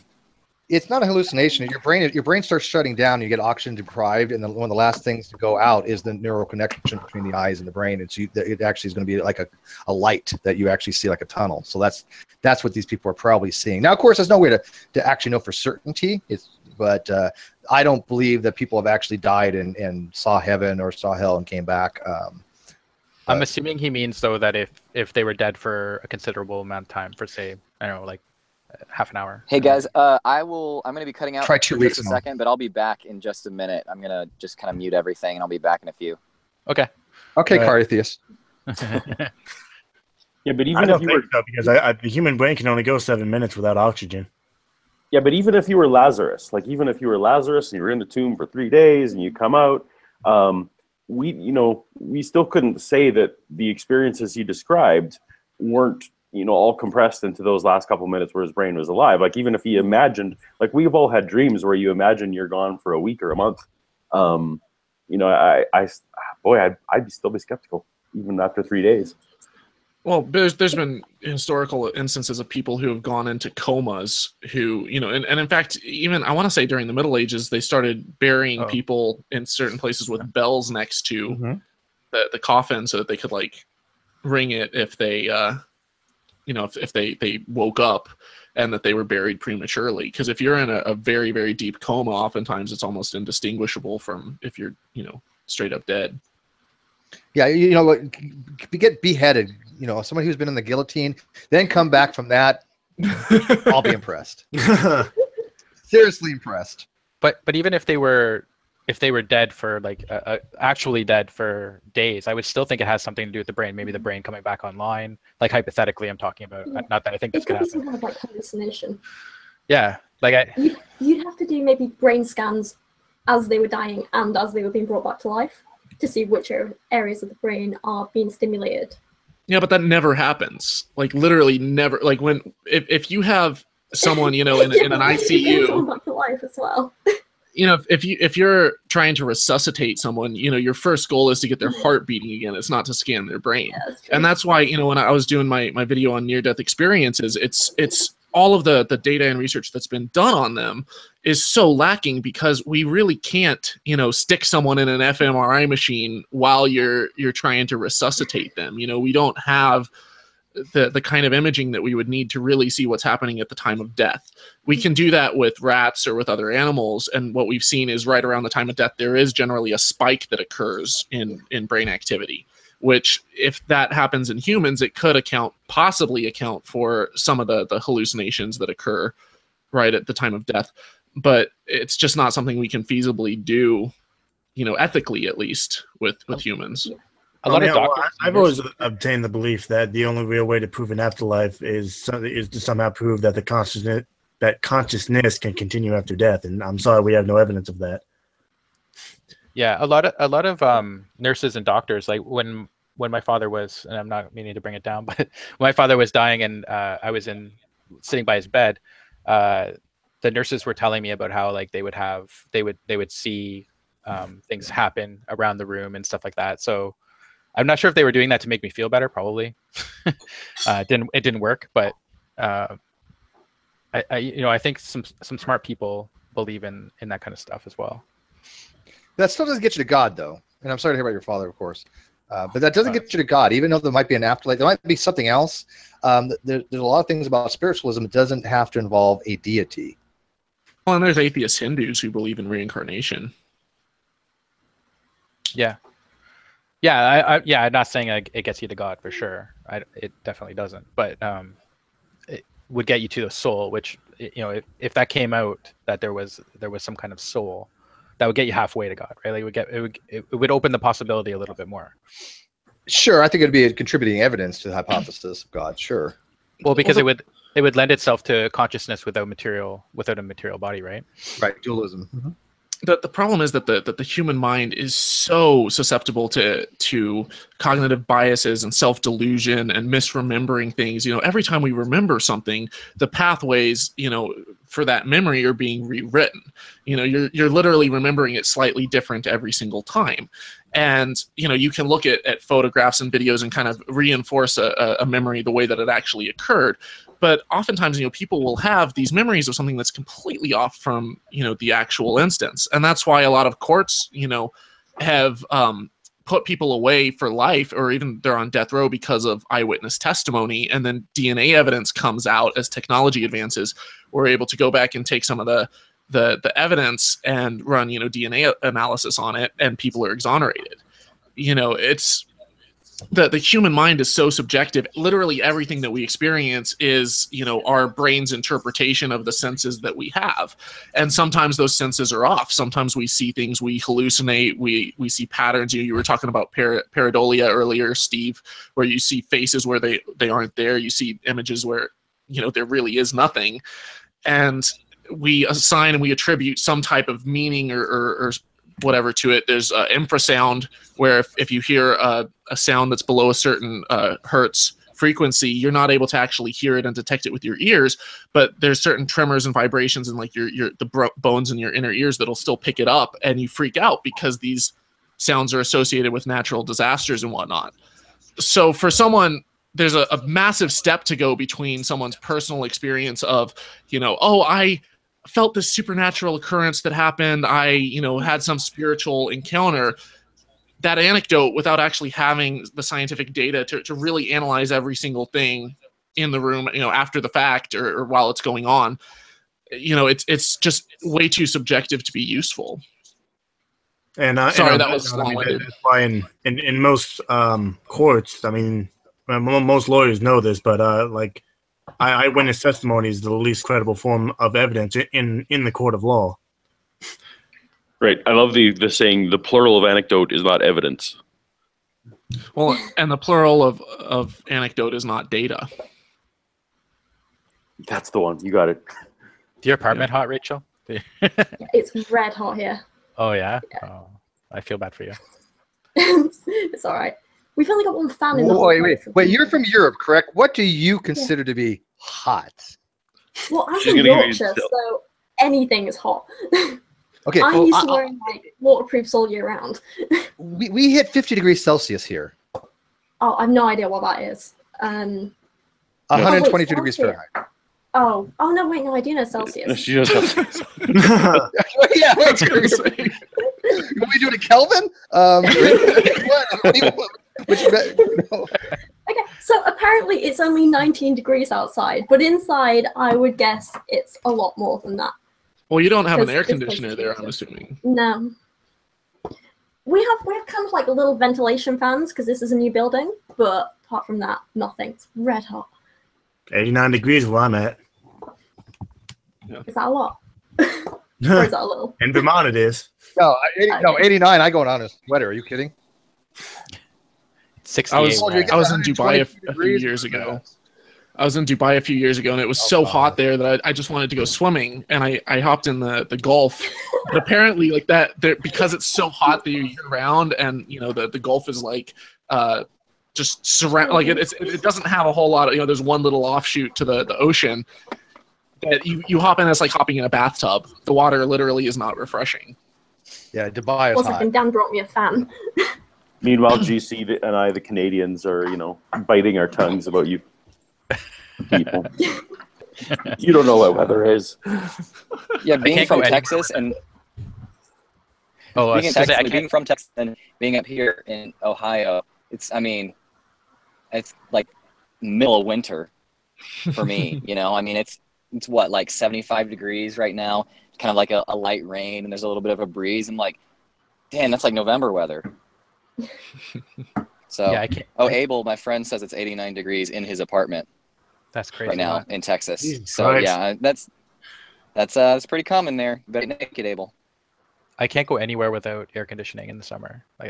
I turned down a car that I really liked. It was really cheap, and I had like 20,000 kilometers on it. And my cousin was going to sell it to me, and I asked, "Does it have air conditioning?" He says no.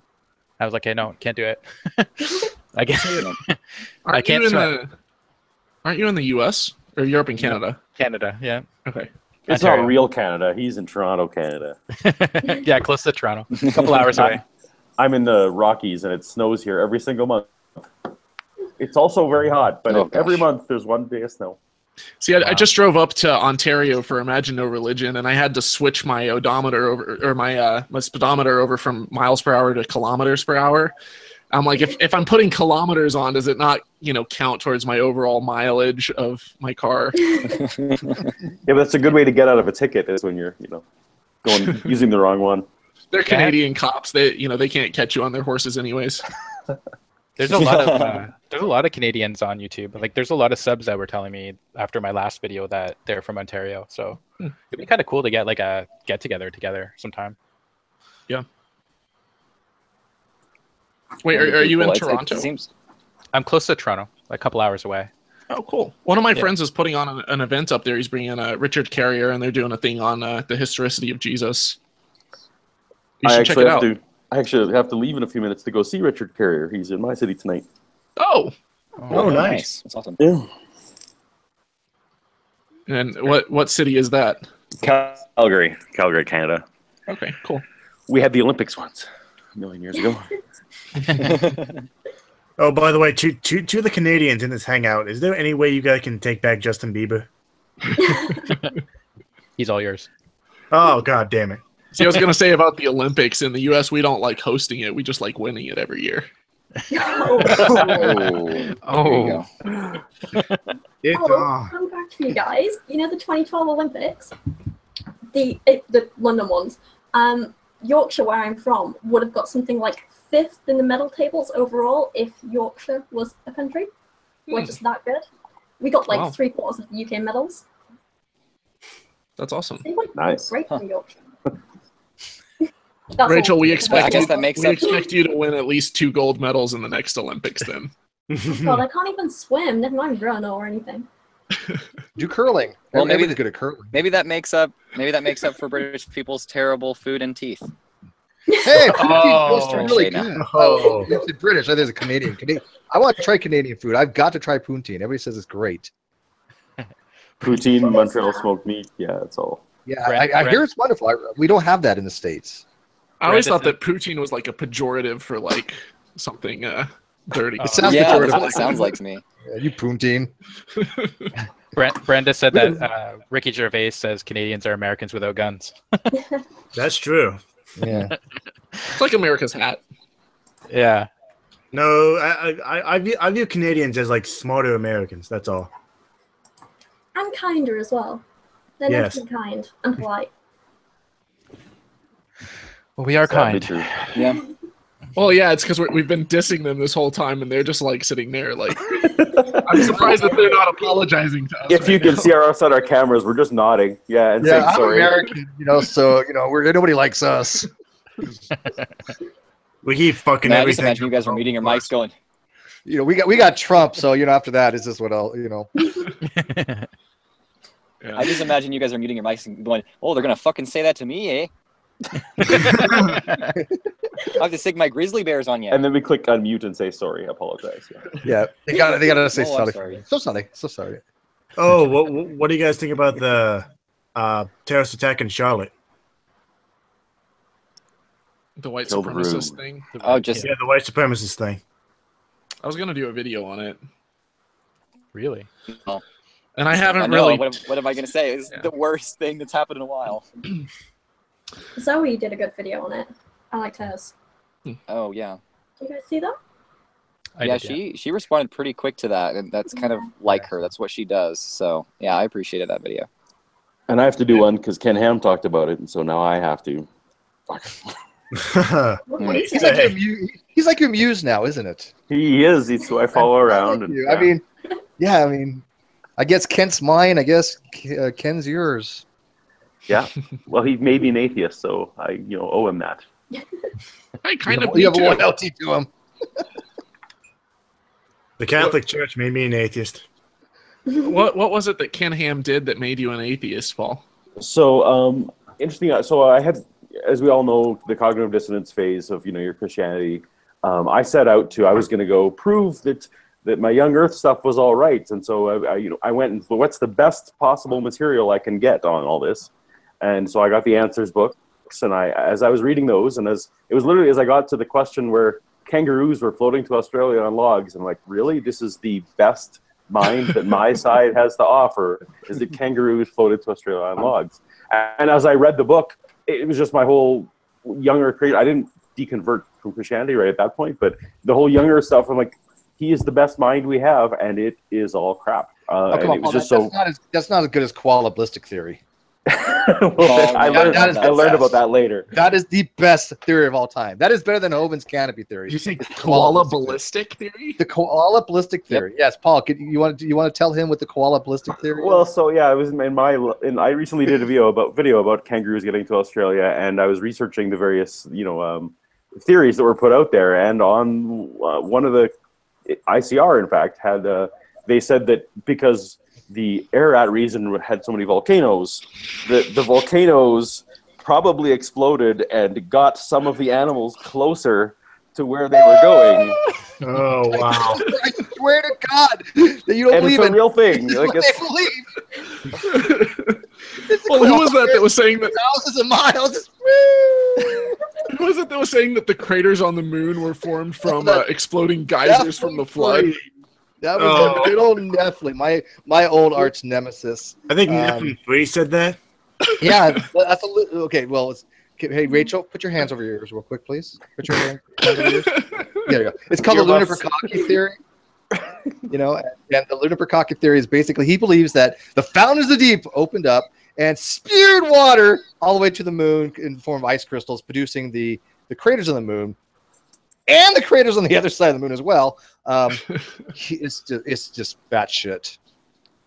He's been explained to by Thunderfoot, explained to him in a video. DPR Jones explained to him in a video. I've explained to him in a video.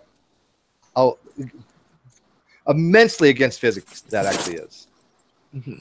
So Thomas, what did Ken Ham do to you? Oh, I was already kind of on my way out. I'd been watching a whole lot of like TED Talks and different, I was taking a bunch of courses in science, and, it wasn't really adding up, but I wanted to kind of hear an actual debate. And I thought, Ken Ham, he's kind of this well-renowned Christian apologist guy. He's got all these scientists on his side. And I'd heard of him before. And I remember watching the debate between him and Bill Nye. Yeah. And Bill Nye presented a couple arguments that I'd never heard before, and that I'd never heard debunked by creationists before. And when they got towards the end of it, they asked the two of them, what would ever change your mind? And Bill Nye was like, just one piece of evidence, and Ken Ham was like, nothing is ever going to convince me.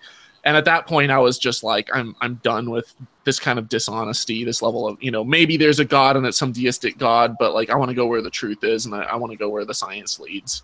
And that kind of set me more on a trail towards, just really seeking out content and the science behind all this, and it didn't add up. Were you young Earth as well? Oh, yeah. Yeah. I think for some of us, those of us who hold to inerrancy, I think it's easier for us to shatter. Like it's kind of tougher when it's a moderate who, converting a theistic evolutionist is way tougher.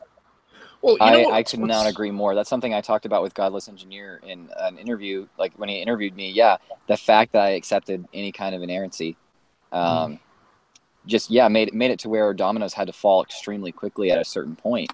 I couldn't just get around by interpreting things as metaphors or anything necessarily. So things absolutely. Shattered is the perfect word for it. And I have seen a lot of my friends who were more moderate growing up are still in it, and still in. Do you think young creationism actually produces a lot of atheists? Because I see a lot of young creationists, when they actually start looking into these claims and realizing they're horse shit, they lose faith completely. Some of them will go to old earth creationism and theistic evolution. That happens. But the vast majority that I know, because I know a lot of young earth creationists, they just become outright strong atheists. Well, I'd like to coin... I'd like to coin the term rubber band religiosity, where, if you're basically kind of, it's all, allegorical and it's not really literal, it's like a loose rubber band, you can kind of bend it any way that you want. But if you take it all literally, it's like, stretched so tight that all it takes is one tiny little, pressure or twang or whatever, and the whole thing snaps, Well, I think in my experience, I actually have the kind of an opposite effect. Most of the time I've heard, young earth creationism leads people to more anti-theism than being atheist. Well, I think part of it is because we were lied to. Like, for me, part of it is, first of all, you have to get over the embarrassment that you were lied to. And then there's also like there's the resentment and the wish that, you know, because we view it as a lie, right, as opposed to perhaps a different interpretation. If you're a more left-wing Christian, if you're more liberal, you know, then it's more, oh, I interpret it differently than my pastors did, as opposed to like, I think my Bible school teachers lied to me, right? So you have a different visceral reaction to it that keeps you that flips you to an enemy as opposed to just a neutral side party. Well, and if you've never been raised as a tradition, you know, a young Earth creationist, then, you know, you're going to see these arguments and be like, ah, come on, nobody actually believes that. How could anyone actually take that seriously? And so it's not a big deal to you. But if you've been taught this from a young age and you bought into it 100%, then as you're learning all the counter arguments, you're like, how does nobody else know this? People need to, you know, to see this. And so you want to go out and you want to talk about it. Yeah, Well, I yeah, definitely but have see, to agree with that. Who did a video about that? I somebody made a video and I commented on it that people that have left, you know, creation, but I think one of the mistakes they make is they try to go out and somehow be an atheist activist, because they haven't been out of it very long and they don't know the arguments too well. And I can't remember whose video that was on, but I've seen a lot of people like Wayne Fillmore. He left Young Creationism after a debate that I had with him when he realized that macroevolution was a real thing. And he just jumped headlong into it. He's like, okay, I want to debate Ken Hovind. He had a debate with Ken Hovind. Didn't go that great. And he's just, you know, way out there trying to show the young creationism is wrong, but he didn't know the arguments because he just literally left it. He hadn't had the time to really acclimate and learn all the different things that are wrong with young creationism. The ones that we've been doing a long time, we know every young creationist argument.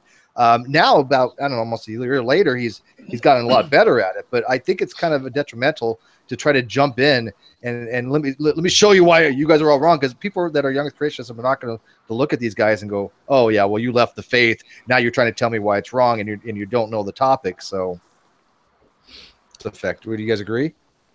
Well, yeah, and I think when you're in it for so long, in a way, it kind of equips you a little bit better to be able to address a lot of this stuff, because you know where they're coming from, you know what arguments that they're going to use and what counter arguments that they're going to use. But if you aren't equipped with your own counter arguments, which does take time, then, you know, you're not going to really have anything substantial to present against it. But for me, one of the big steps that really helped me come out of it was I had heard all of these counter arguments to like evolutionary biology by Answers in Genesis and you know, other sources. And when I started doing the research, I wasn't looking into that so much as I was studying neuroscience, and I was studying, you know, psychology and cognitive biases and self-delusion. And as I learned how susceptible the brain is to conjuring up these, you know, images of the supernatural and these, you know, weird experiences, I realized just how much we actually understand about it. And it started crumbling. But those aren't areas that they had really debunked or gone after. So I'd like to see more possible of that. collab topic. Oh yeah. That would Yeah, be I a good love one. your stuff on lucid dreaming, by the way. We've had conversations on that before, but Sleep your videos paralysis. on that, sleep paralysis, yeah, because you know I've suffered from it. Oh, I want to do. I mean, I have a list of like 10 or 15 different topics related to that I want to touch on, but I try to research them pretty heavily beforehand. But a great source, if you guys have ever heard of Margie Kerr, she's a PhD, I believe psychologist or something, that she studied fear, and she's gone to all these locations and stuff, and she does talks at different atheist groups, and she wrote a book called Scream. And I just did an interview with her I'll have up shortly, but if you get a chance to read her book, it's fantastic. Can I throw another name too, actually, for videos that people want to learn how to debunk things? There's Tony. Was it Tony Reed? He's the How Creationism Taught Me Actual Science or Real Science. You guys heard Tony's that? awesome. Just great stuff. Just as you're throwing out resources, if people want to know, hey, how do I debunk a specific younger creationist argument? He has some very wonderful 8-minute videos on each one, and it's just to the point. Or it's like Aaron Ross' Fundamental Falsehoods of Creationism series. Oh yeah, that's a classic. That's just it. Yeah. That's Well, the best. I hate to have to interrupt, guys, but I'm gonna have to head out of here. But I enjoyed hanging. I thought you out left like 20 minutes ago. Yeah. Well, gotta attend to family on vacation because I'm on vacation. I just, you know, I have more dedication, I suppose, than logic, and just decided I'd actually be here for. No, I'm just kidding. But yeah. So had fun hanging out with you guys. I will catch you guys in your comment sections of the videos and Twitter, I suppose. Peace. See you, Dominic. See you later. Later. Bye. Yeah, and then just what you said earlier, Thomas, when you come out of creationism, you're better at defending it. I actually have that experience when it comes to, refuting certain theistic evolutionists, because I used to be a deist and I used to defend theistic evolution. And now that I'm out of that, I actually know how to, refute some of those arguments. Yeah.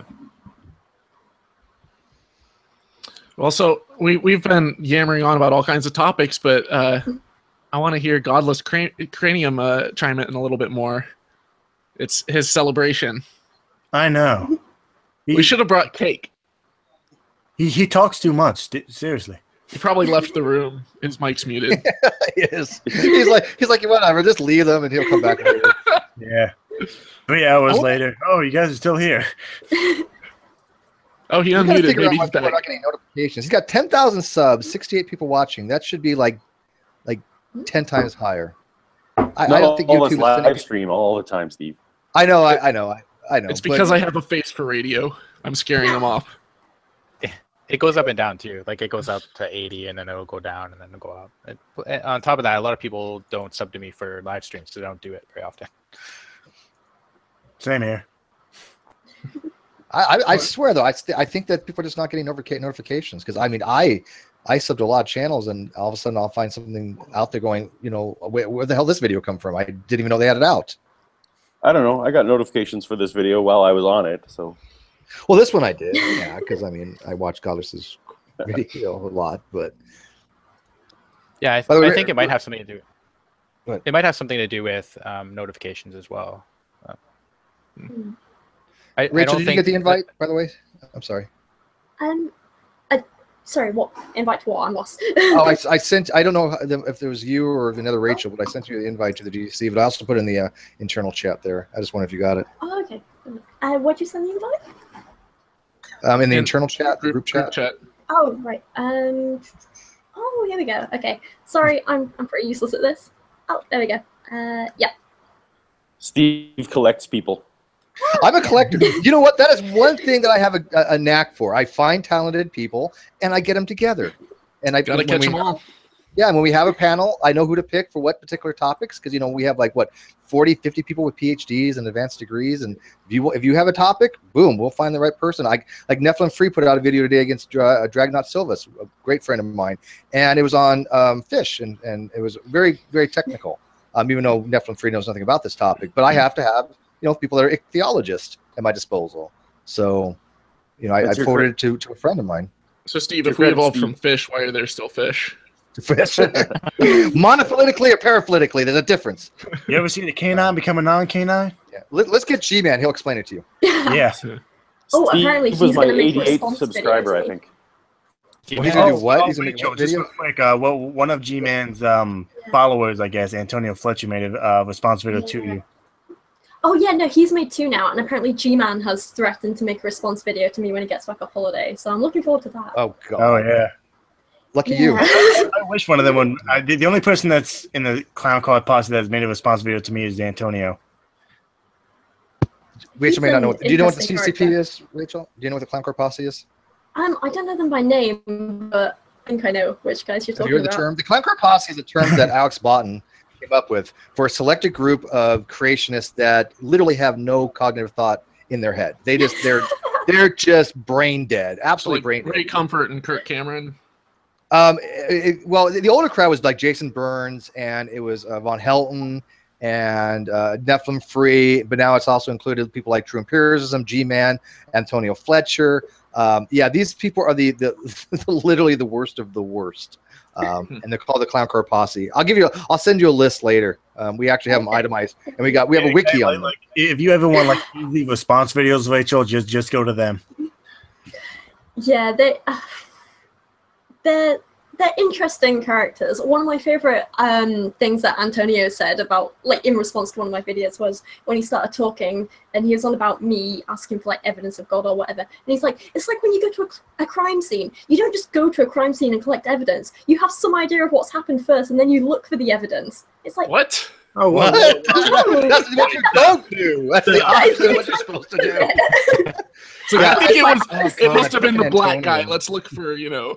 I'm a former Antonio's he's like Bizarre World. Whatever you think would be a normal reaction, he's the opposite. Antonio's is completely back asswards on things. He has videos on logical fallacies, and I kid you not, I don't think he's ever got a single one correct. I'm a former Not a single one. I'm a former criminal justice major, and what he said was not true at all. The first thing you do is look for evidence when you go to a fucking crime scene. I'm really glad he doesn't work in CSI. You think? Oh God! It was the baby in the corner. It looks guilty. Babies don't have consciences, you know. But Thomas, you'd have had to pre-decided that the baby did it before you got to the scene. Well, it's called a presuppositional crime scene investigation. Yeah. Oh God, that would be awesome. Presuppositional crime scene investigation services. Oh God. Who's Chocolate Hat? Hi, folks. That's me. Hello. Hey, Chocolate Hat. Hi, Chocolate Hat. Hi, Chocolate Hat. By Godless. So, hi. Where's Vanilla Sombrero tonight? It's up there somewhere. Should be chocolate fedora. Chocolate fedora. You actually have any chocolate hat? Because I'm hacking for some chocolate. No, I'm not. Oh, stop. I'm on my diet. I just started my diet. I don't want to talk about chocolate. I allocated myself literally a piece of chicken, and I gnawed that thing to the bone, man. I felt like a Cro-Magnon. I just a whole bag of chocolate here. Oh, God, stop. I'm sitting here drinking water, and she's like, I'm just going to eat chocolate because I weigh like 10 pounds. Yeah, I'm just drinking coffee without... I'm a total sweet tooth, Steve. So I just did a YouTube search for chocolate hat, and the first video that came up was Veggie Tales. Oh yeah, no, that's not me. Yeah, well, my first video was on Rupert Sheldrake. Series of 8 videos on the woo of Rupert Sheldrake, and I've done a few more of them, but on other people like Deepak Chopra, and I'm in the middle of a series on what's his name, Inspiring Philosophy. IP. By the way, they think you're Chocolate Rain. No, that's the other guy. That's a different altogether. Chocolate Rain. Love that song. Oh my God, I hate you guys. That song's great. Chocolate Rain. I got to jump, Cranium. I got to go listen to Richard Carrier tell me that Jesus doesn't exist. So that'll be news. Anyway, All right. But congrats, man. Thanks, and thanks for stopping in and yeah. And talk to Rusty online. Bye, Paul. Bye, Paul. Yeah. Be safe. See ya. Rachel wants to say something, but she has chocolate in her Yeah. mouth. Giggity, giggity. These are not the best things to eat during a group chat. You should have coated them with peanut butter first. I did. Have peanut butter.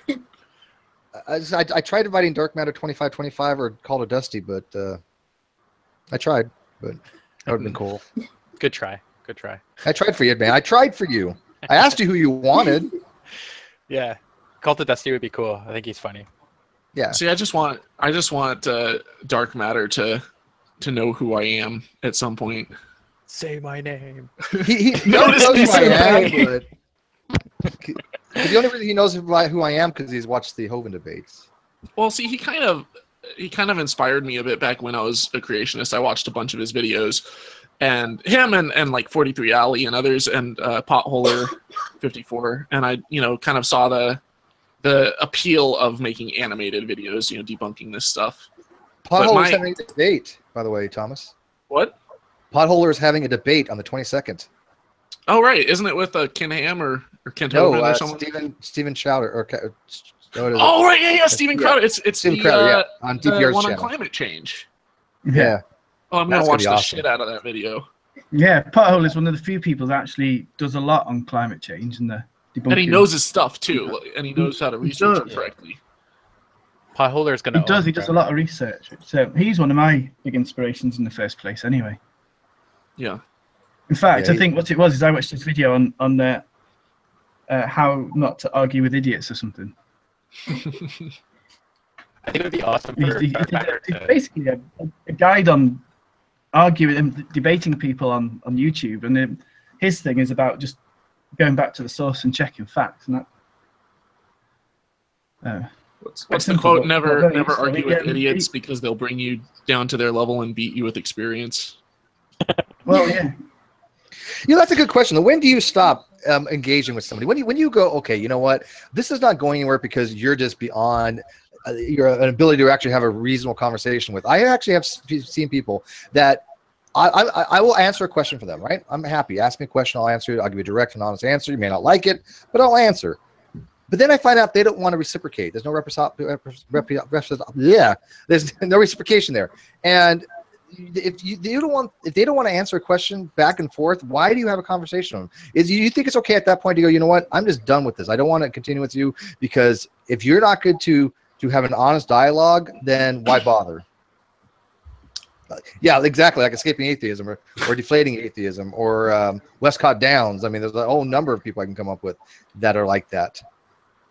Honestly, when I engage with people like that, it's not so much for their benefit, because it can be extremely hard to change their mind, and they see it as a confrontational me versus you win-lose scenario. I have those kind of engagements only when there's other people around to like listen and to see, you know, because then I can change the mind and perspective of the audience. But if it's pointing out that they're not answering a question, or they're unable to, and they keep dodging. It comes down to, you know, how much time and resources and energy do you have? You know, I'm not going to engage in a massive debate in the YouTube comments of some small video that, you know, where they have a gripe against me. I just kind of let it fly. Because if I instead spend that same hour creating content or, you know, adding to a, you know, new video that I'm working on, I can have a much bigger reach and effect and influence through that. Right, and I totally agree. You're actually doing it for the people watching, but again, there is a time, even with the people watching, I've had to remove people from the hangout because they're just not engaging. They're not being honest. It sucks, but I think that sometimes you have to put the line of demarcation out there and say, look, if you're not going to be willing to answer questions, then this is done. Answer them, or you know, they go, oh, look at Steve's having a circle jerk. No, not at all. But if you're not going to be willing to have a dialogue, back and forth conversation, if you want evidence of an old Earth, I'll give it to you. I'll be happy to. But if I ask you for evidence of a young Earth, I need something back from you.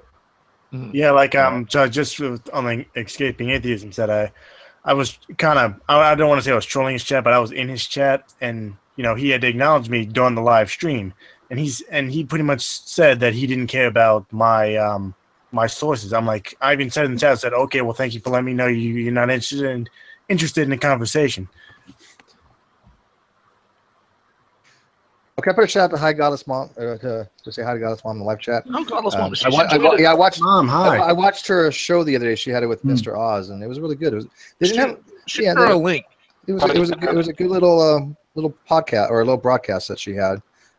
I talked to her on Twitter all the time, but she has never been to hang out with me. But I was just on the Common Heathens podcast like a week or two ago. I'm gonna try to send her a link. I know Yeah, definitely. Twitter. Somewhere. Do you want me to shoot her the link? Yeah, should check to see if that's a real Godless Mom, because we had Doomed and Logic and we had all TJ and all the fake accounts. It's the real one. Yeah, fake accounts. Godless Mom's like, wait a minute, somebody's going to emulate or impersonate me? I already had my own. Someone already fake account me. I kid you not, there's some person out there called Atheist Wagner or something, and yeah, that's a fake account of me. All right. I had an interesting comment. I had a fake Johann Ratz commenting on my videos, and Johann Ratz is, I think he's a Christian, but he uses physics to prove God somehow. And he came commenting on my channel, and somebody pointed out it wasn't the real Johann Ratz; it was an imposter. I thought it was quite interesting. All right, I shot Godless Mom the link to join. Hopefully it's the right link. She says she can't, though. She's on her way out. Oh, no. But she loved having you on, comments. Oh, cool. Well, I really enjoyed being on their show and talking with them. I watched that. Yeah, we did a whole thing on how to come out of the atheist closet and different tips for how to do it without creating all kinds of tension and animosity. But yeah, their podcast is awesome if you guys get a chance to check it out. Yeah, wasn't it you that had some tips on people when they first leave theism? Wasn't that your video? Yeah, I had 5 mistakes not to make when leaving the atheist closet. That was good. On their podcast, we kind of had like a part 2, or I guess part 1, because we recorded it beforehand, of tips on how to come out of the atheist closet. Because it's so easy when you leave your faith to burn a lot of bridges, because initially you feel really frustrated and kind of pissed off, like you've been lied to, and so it's natural to kind of just want to just throw open the doors and be like, I'm an atheist, and screw all of this religious BS that I've been spoon fed my whole life. But you're in it for the long game. You're in it so that you can hopefully win hearts and minds and show people that not all atheists are pissed off. It's normally just the first few months of leaving your faith that you kind of feel like that, but it eventually settles down. And so not all vitriolic, Satan worshipping, eating babies, and well, this is this is what I've been saying in the chat. This is the big difference between the USA and possibly Canada. I don't know, and Europe and the UK, isn't it? In the UK, it's not such a big deal being an atheist. Well, it depends on the United States. In the West Coast, it's not a big deal. In California, nobody gives a shit. But you go into the Bible Belt, you go to Alabama, Georgia, Kentucky, those kind of states. Yeah, it's a huge deal. Very big deal, actually. I kind of feel like here in the UK, I just assume everyone's an atheist until they tell me otherwise. Yeah. It was a good year or something. After I met one of my friends, it's a good year before it turns out that him and his family are Quakers, and I was like, oh. Okay, I didn't know that. And it was one of those things that you don't really think to ask if anyone's religious when you first meet them. Did the stack of oatmeal boxes on the wall not give it away? Oh, no, that was my house. How many flat earthers do you run in on a daily basis, though? That's the question. Oh. In the UK, not that many. Online, probably not everywhere. They all seem to be in the States. Why do we have all the flat earth nut jobs? Yeah. I've got a friend here I think is flat earth curious. He keeps on coming up to me to ask me for all the talking points on flat earth, and he keeps on coming up with these little flat earth talking points. I think he's flat earth curious. I'm not sure. Who is that? Who is? He's just a personal friend from up the road. Oh. But, I'm still not convinced that they're not all trolls. I think a vast majority of them are, but I do know for a fact that some of them are not. There are some people I do know pretty well. I've known for years that truly do believe flat Earth. Yeah, I actually got into an argument with a flat earther just the other day on Facebook. He showed me the picture of some mountain on near Hawaii or something, and he said, "Well, if the Earth was round, we wouldn't see that." I'm like, "Dude, it's a giant fucking mountain. It's tall, so you can see it from further away. Notice how you can't see any cities from Oahu from that distance."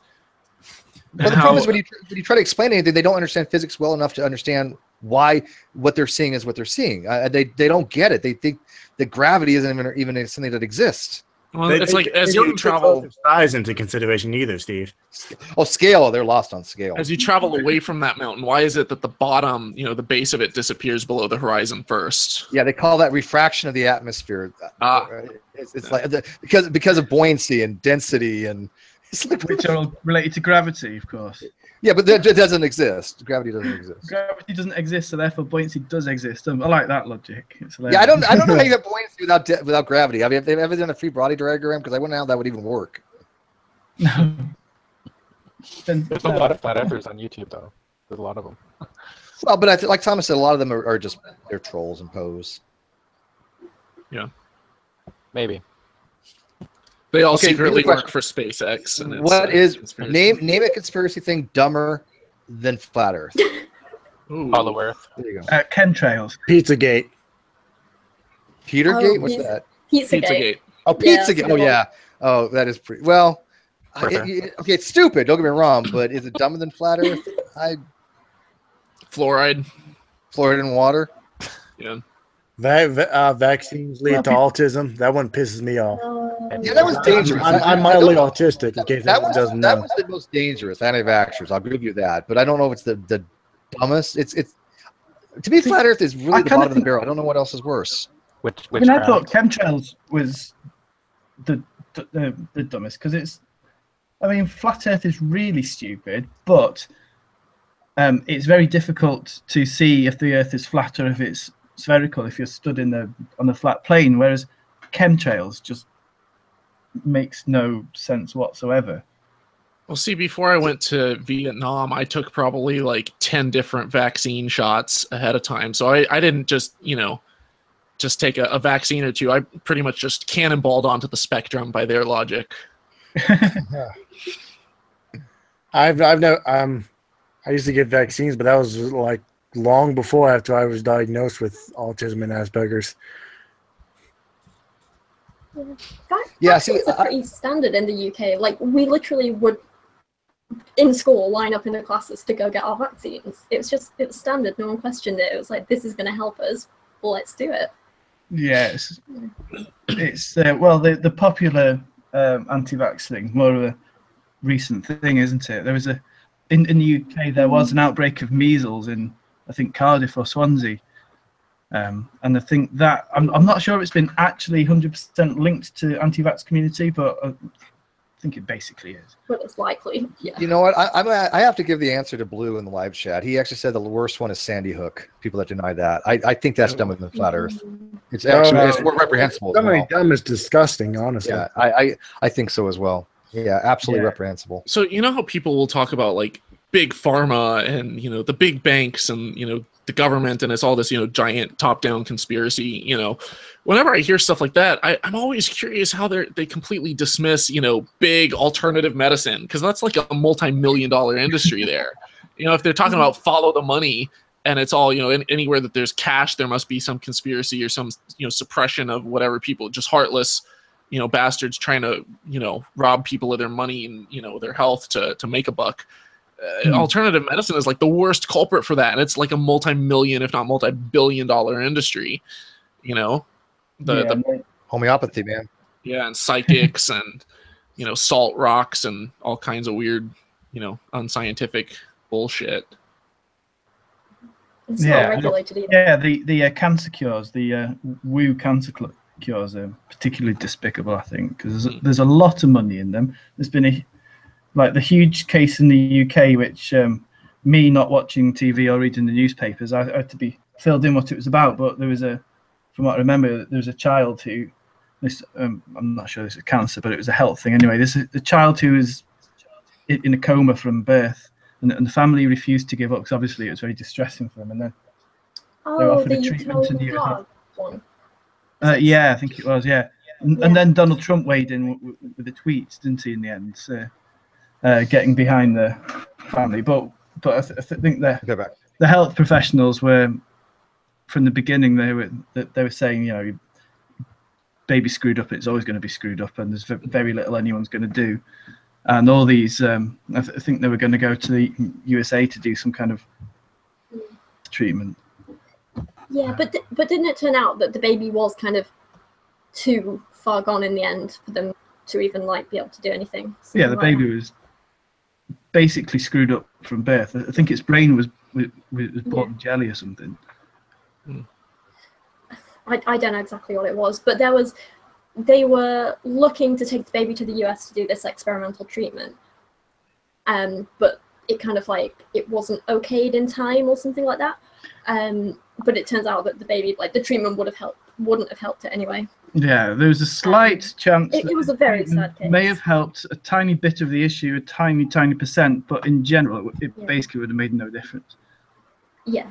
And it was, but the thing was that the treatment was it was experimental, but the person who did the treatment was a person who'd passed it and who'd written all the write-ups for it.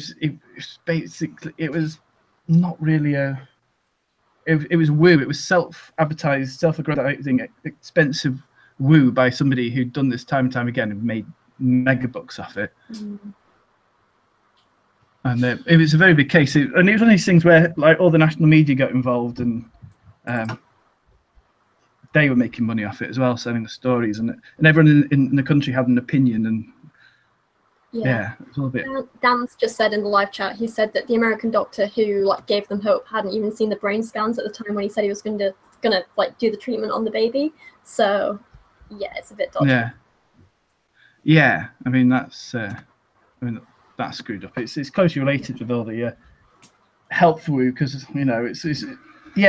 thing is for me, it's where these people stand to make and do make lots and lots of money selling woo, whereas like. Yeah, okay, Big Pharma makes a lot of money selling medicine, but there is the scientific method, whereas the woo-mongers, like you say, they make a lot of money and they just tell everyone how great it is with no basis. Well, but in addition to that, I don't see how having a completely unregulated, if they're all worried about, these big industries, they're making lots and lots of money. So let's deregulate them and make them so that they can put out anything and everything without, having any kind of scrutiny, without having the scientific community actually test, run double-blind studies and see if this drug actually works against a placebo. When you eliminate that barrier to entry, and it doesn't have to be, pass the, FDA regulations, how does that make it better? How does that make it, all of a sudden, homeopathy can be labeled as actual, headache medicine? Yeah, and isn't it in the USA how homeopathists and naturopathists and chiropractors can be called doctor if they do the doctorate of whatever their particular woo profession is as well? Yeah, so they can call themselves a doctor and administer treatment. It's complete horseshit. They don't have medical licenses. They do maybe a couple years of training in some BS, side art, and suddenly they call themselves a doctor of homeopathy, and it have you seen James for PhDs, right? Have you seen James Randi take the homeopathic sleeping pills and overdose on them? He pops like 30 in his mouth and just starts munching on them like candy. Well, yeah, because literally it's been diluted, so one atom is probably in there of the original material, and that's for a non-high dose. The higher the dose is, the more it's been diluted. Yeah, in homeopathy. Figure that one out. So actually, it's like a 64x or something like that. Literally, if you had enough of the substance to fill between now here and Pluto, right, of this homeopathic substance, and you literally would find like one atom of the original material left in it. It's been that diluted. Yeah, it's in the water memory though. This is what you forget. Well, but most people don't. Most people don't understand how it works. They think that it's just a natural remedy. Like I said, we call it snowman blood in California. Diets suck. I'm not liking this diet. What's your diet? Just like a piece water of chicken only and some water? No. It's 1,500 calories a day at 90 grams of protein a day. Remember not to take homeopathic pills because they're full of sugar. Really? Yeah, no, I don't. I wouldn't take a homeopathic pill. I actually, it's funny. I found some the other day. My sister believes in that crap, and I had a whole box of it, like because she bought it for my daughter, and I'm like, I just threw it all out. I just like this is crap. See, when I was a kid, I used to eat those sugary Flintstone vitamins like popcorn. Yeah, you don't want to do that. Certain vitamins you don't want to take an excessive amount of. You have liver damage. Well, that's what the alcohol's for now. Exactly. That's what, because I have rum and Coke nights, right? And I can't even do a rum and Coke night. People are like, well, have rum and Diet Coke. I'm like, it's still rum. It's sugars in that and stuff like that. So like, well, how about like a non-alcoholic beer? I'm like, that just kind of defeats the whole point of having a rum and Coke night. Basically, sugar, isn't it? Yeah. Tequila and vodka for me. The vodka diet. See, I'm a big fan of vitamin beer and whiskey. Don't see what's wrong with that. So you're going low starch. Well, vodka comes from potatoes. Yeah. No. If you make it out of potatoes yourself, it does. But actually, it comes from malt grain. Not the stuff I drink in Russia. That made me laugh. This is Jay Bud says, "Rachel, please marry me. Leave your boyfriend. He's garbage." It's fine. They're like, wait, they're like, so you're in a relationship? Is it a solid one? Is he your boyfriend in the chat though? Yeah, he is. So he's reading like marriage proposals. I think Dan gets more flattered by them than I do. He's like, look at this, people want my girl. I'm like, he's a smart man. That's exactly true. That's what a real man should do. They should be like, you know what? Yeah, I got her. You don't. Did Steve ask if it was a solid relationship as opposed to like a liquid or a gas? No, it's fine. We're not serious. We only live together. You know? It's just gaseous. It's strictly sexual. People in live chat, there's hope for you. I wouldn't believe that. So I get more views. Not much, though. Picture behind you, Rachel. Sorry? I said, is that the guy in the pictures behind you? Oh, yeah. This little beauty here. Oh, okay. For a second there, I thought that was Prince Henry. How do you know it's not? There he is. Oh, yeah. For a second there, I thought that was Prince Henry. I'm sorry. Nah, it's my beautiful boy. Who's British Prince Henry? royalty. Prince, Oh, really? The current prince, whichever one that is. Prince of Albania, Oh, perhaps, I don't know. Prince of Sweden. I don't know. I have no idea. I don't know anything about royalty. I'm a terrible English person. Yeah. Because everything stereotypically English, I just suck at it. I don't even like tea. There's like Prince Henry and Prince William. It's Prince. Oh, there's William and Harry, yeah. Or did I say Henry? Yeah. Yeah, I yeah. meant Harry. Rachel, Oh, that's Ginger. Wait, she doesn't like tea. You are a crappy English person. That's Yeah, he's right. sacked. Yeah. No, that's what it is, Prince Harry. Not Wait, Prince. can you get tossed out because of Brexit? Can you get No, kicked out she- because we don't like tea? She Can Yeah, you can like, yeah. say get the hell out? There's a new law coming in. If you don't like tea, you're going to get deported to Yeah. USA. You need to drink coffee. No, you can come to the U.S. We dump all the tea here. Isn't there some like story about them? I don't know, Boston and We There's a call it couple a crates. we call it a tea party, but actually we dump all the tea in the ocean. It wasn't that like much. an English army ass kicking party or something. Oh, we have a tea party now, but it has nothing to do with Boston anymore. Oh God, yeah. No Sarah Palin fans in the room? No, God, no.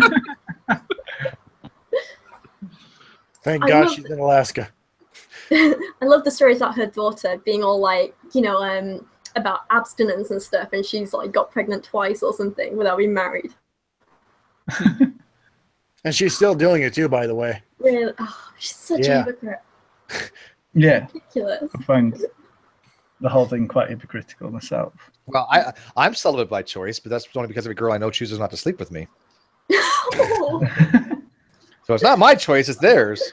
We'd all sleep with you, Steve. I know. I have somebody flirting with me right now on the outside chat, but we won't talk about that. Oh. Wow. And my good friend General Han Solo, he says, Steve, you look all fit and trim. What are you on a diet for? I'm like, dude, I am like seriously got the belly going on. Yeah. Now, is this person? There, Steve, you do have that like Obi-Wan Kenobi look to you. You guys have no idea. Do you guys want to see this? I don't think I've actually showed it for a while, but check this out. You want to see my hair compared to what it was? Here it is. See, I'm telling you, Obi-Wan Kenobi right there. Okay. It's like Qui-Gon Jinn. In a matter of like 6 months. So, yeah. Wait, so I'm kind of getting Billy Connolly vibes. What's that? I'm getting Billy Connolly vibes. oh, Somebody else said the same thing. Yeah, no, you know what? You're not the first person to say that. Actually, somebody actually posted on my Facebook. I think it was. Yeah. So yeah, you're actually not the first person to say that. So can you put But on I a want to ridiculous play guitar Glasgow again. accent So I figure if I'm going to start playing guitar again, I want to have the hair. So Steve, can you put on a ridiculous Glasgow accent? Can you say purple burglar alarm? he has a very thick accent. He doesn't have a thick accent. I'm not good at He's got a very mild water. I can barely speak English. 'Cause I had a speech impediment my entire life, so I mean, it's the fact that I'm actually going to be able to communicate in Hangouts over the last couple of years is pretty impressive. Because I went to speech therapy for many, many years. Did you? Yeah. I couldn't say R. The letter R was foreign to me. I still can't roll my R's. My Spanish teacher just lost her mind because I could never roll my R's. Every time I went to go say dog, I said but. People that speak Spanish should have done French. It's true. He says he did speech therapy for years. He actually just watched the movie The King's Speech, and after that, he was all good. Yeah, that was it. No, I couldn't say like rabbit came out rabbit. Rabbit. Oh yeah. I had that same speech impediment, Steve. Don't worry. Yeah, funnily enough, I watched a video by Tom Scott on YouTube about this very thing yesterday. and he was talking about this guy in British media called Jonathan Ross, which is funny because he can't say "r," so he calls himself Wassy.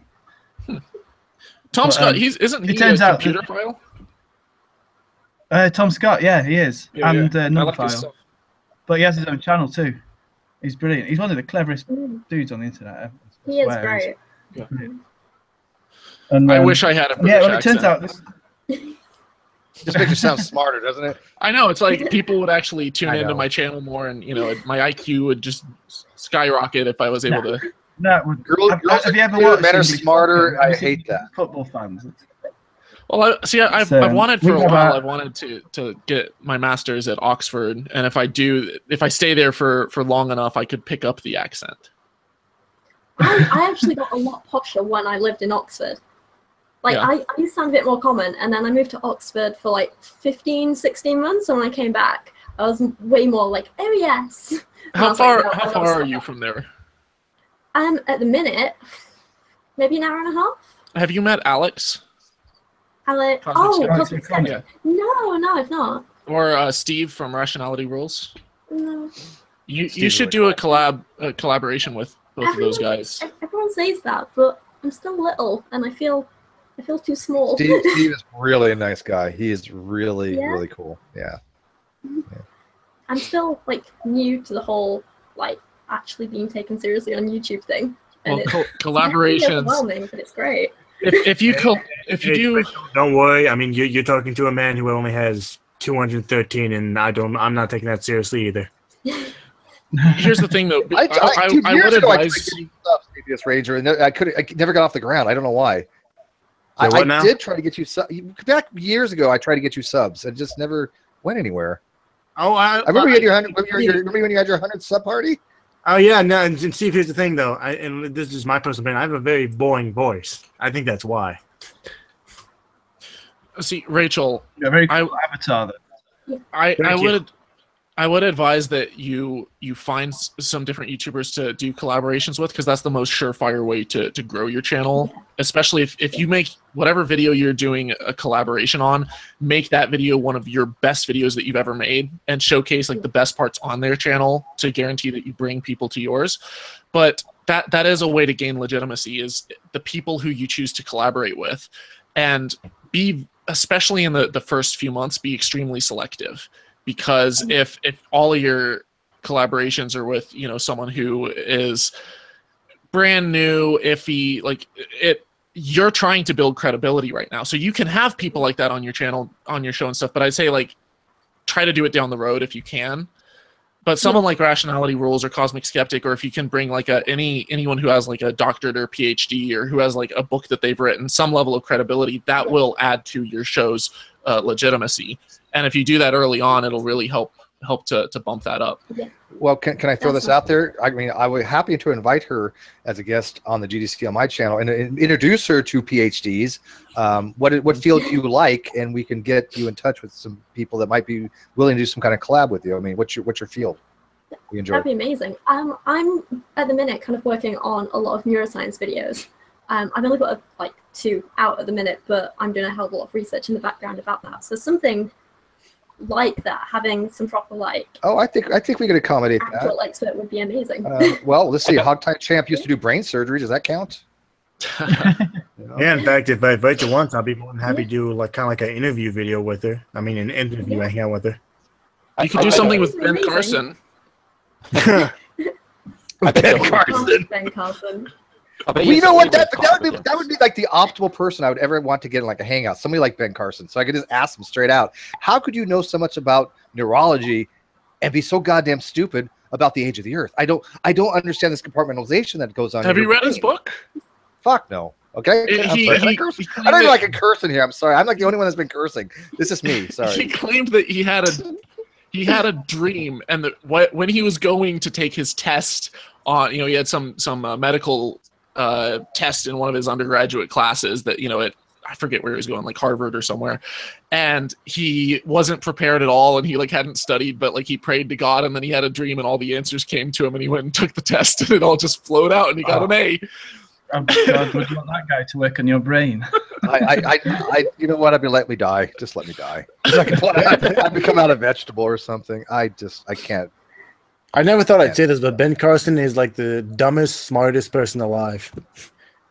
Yeah. Well, you know what I've noticed about all of them? I mean, I've been in touch with Dr. Tompkins, Dr. Humphreys, Snelling, you name it, from the ICR and IAIG. And one thing they all have in common is that none of them are willing to go on air to discuss their blogs.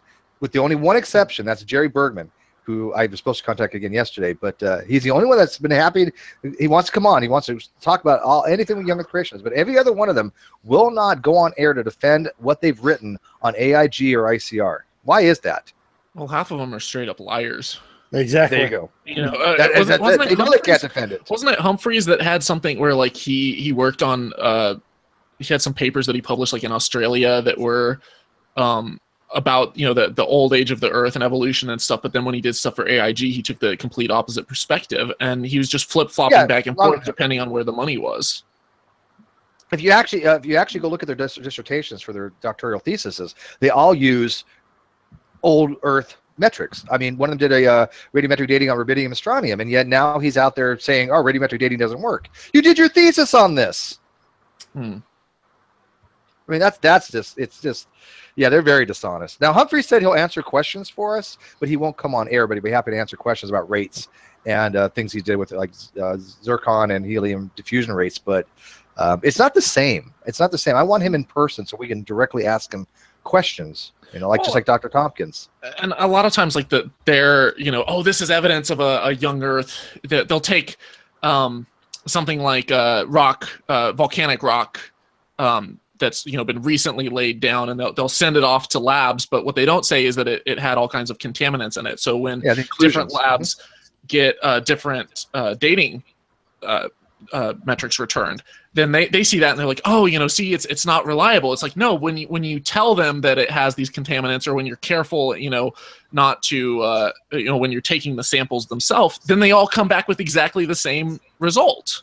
Yeah, because Steve Austin, he sent the samples out using potassium argon dating, which you can't use for new lava flows because of inclusions, where our lava flows will pick up crap along the way, debris and contaminants. And he didn't tell them about the samples, and they even told him we cannot date anything that's less than a few million years. We're going to get all these wild results, and he didn't care. He had no intellectual honesty whatsoever. And then of course they dated, and they're like, oh yeah, we're getting these anomalous results, and he's like, oh look. It's a total dishonest move by Steve Austin. And Dr. Fiona Robertson has a brilliant thing that she wrote about this in detail, explaining exactly the deception that he went to try to get these labs to start doing argon potassium dating of fresh lava flows. Yeah, but you can't or when they'll say things like, "Oh, carbon dating is not accurate because, you know, the half-life after about 50,000 years, there's too little." Of the specific isotope that you're measuring left in order to get an accurate date. And it's like, well, yeah, that's why no scientist in their right mind uses carbon dating to date anything past 50,000 years old. But there's overlapping methods of dating that we can use that all give accurate points up until that point that we know it's accurate, and then we switch methods. Yeah, as soon as I hear somebody say, oh, well, yeah, carbon dating has not shown that the Earth would be billions of years old, it's like, yeah, they would never use carbon dating to show the Earth is billions of years old. You're right. It's about 50,000 is the limit, unless you're using what's called AMS. You can get about 80, but that's very expensive, and people want to go and spend the extra money for that. So the cheaper stuff is about 50,000 years. So I feel bad we're not letting Godless Cranium jump in here. No worries. He's long forgotten about us. Your mic's coming through kind of staticky on my end. I don't know if everyone else is hearing that. Hey, Godless, can I invite Dragna Silvas? Do you know who he is? No, but sure. Yeah, no, he's an atheist. That's cool. Yeah, whoever. He's like my right-hand man in the GDC. You might need to unplug or plug your mic back in, Godless. Yeah, all right. Sounds a little sad. Godless Dalek at the moment, it sounds like. Dalek. Godless Dalek. Exterminate. I'm all stoked there's going to be a female doctor. I'm really happy about that. That's so cool. Anybody who thinks otherwise, She's you guys a really are cool actress. Oh, what age is this where women can be doctors? Is that better? Can you hear me better now? Oh yeah. Yeah. Oh yeah. Oh, yeah, perfect. Yeah, no, I was just reading the chat because they're arguing about Antifa and the Charlottesville thing. Oh, that's fun. Yeah. Well, there's not much to talk about. It was a fucking terrorist attack, despite what the mainstream media doesn't want to call it. Jesus, did you guys see the Daily Stormer article after that happened? Oh God, No. I didn't. no. Holy crap! They Yeah, posted this whole thing about how the guy was like super cool and suave, and how the girl that he murdered was just like a fat waste of space who wasn't having children. Oh, he was a sucker on the cash flow of the state or something. Those were It was, wasn't it? They're saying Yeah. that a woman's only purpose in life is to spit out babies, and this woman was 32. And even though she worked, I think she was a paralegal who was helping people with bankruptcy issues and stuff. And even if she wasn't, that's completely beside the point. You know, it kind of shows them for the scum that they are. They are. So Yeah, no, I looked in to get two send that cops link. died in that attack as well. What was that? I said I believe 2 cops died in that attack as well in Charlottesville. Yeah, I think that was Really? an accident, though, wasn't it? It was like that was a they- helicopter accident. Yeah, that was an Yeah. accident. I don't think they were attacked. It was a helicopter that went down. Yeah. So yeah, it brings up the whole freedom of speech thing because didn't the Daily Stormer just GoDaddy is shutting down their site or something? Well, but I don't see that as a breach in free speech. GoDaddy's an independent company, and if they don't want to support something, then they don't have to. Yeah. And if a website, you know, clearly violates their terms of service, they have every right to take it down.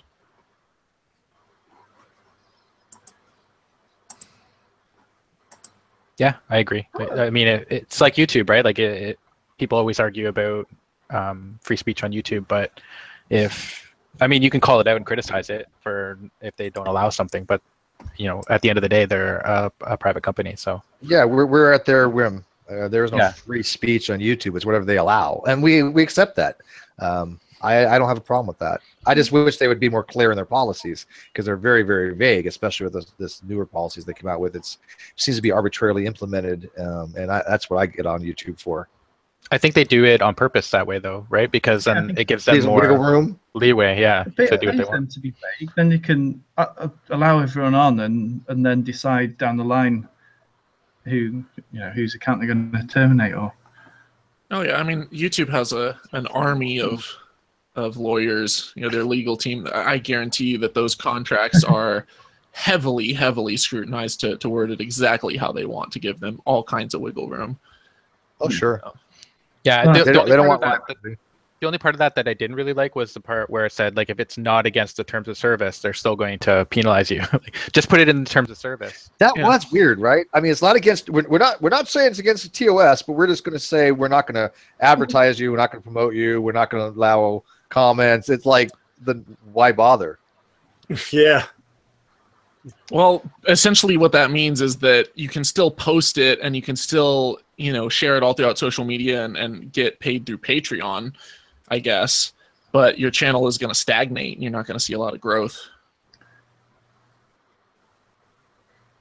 Yeah, exactly. You're not going to see any. You're going to hardly have any growth, and you're not going to get any ad money if that's something that you want. So I don't know. It just seems they should lay it out better. Like tell creators what you're allowed to do, what you're not allowed to do. No, my YouTube ad revenue is basically nothing now. Like I used to have a decent amount, and really the last like 5 or 6 months, like pretty much my only income from the videos is from Patreon, not YouTube ads. Do you have merchandise too? You have merchandise, right? I'm making a merchandise store, but it's not out yet. Oh, okay. Yeah. We're working on some technical details for a merchandise thing, but we got a ways to go on it. My problem is that I make these designs and then I look at them and I'm like, okay, that's crap, and I don't. You know, I need to get some. What's the artist? Yeah. Which company are you going with? Is there... Well, so I was looking at a couple of different ones. I would like to be able to have not just like t-shirts, because everyone's like, oh, a Spreadshirt account, and you have like t-shirts, but like everyone's doing that.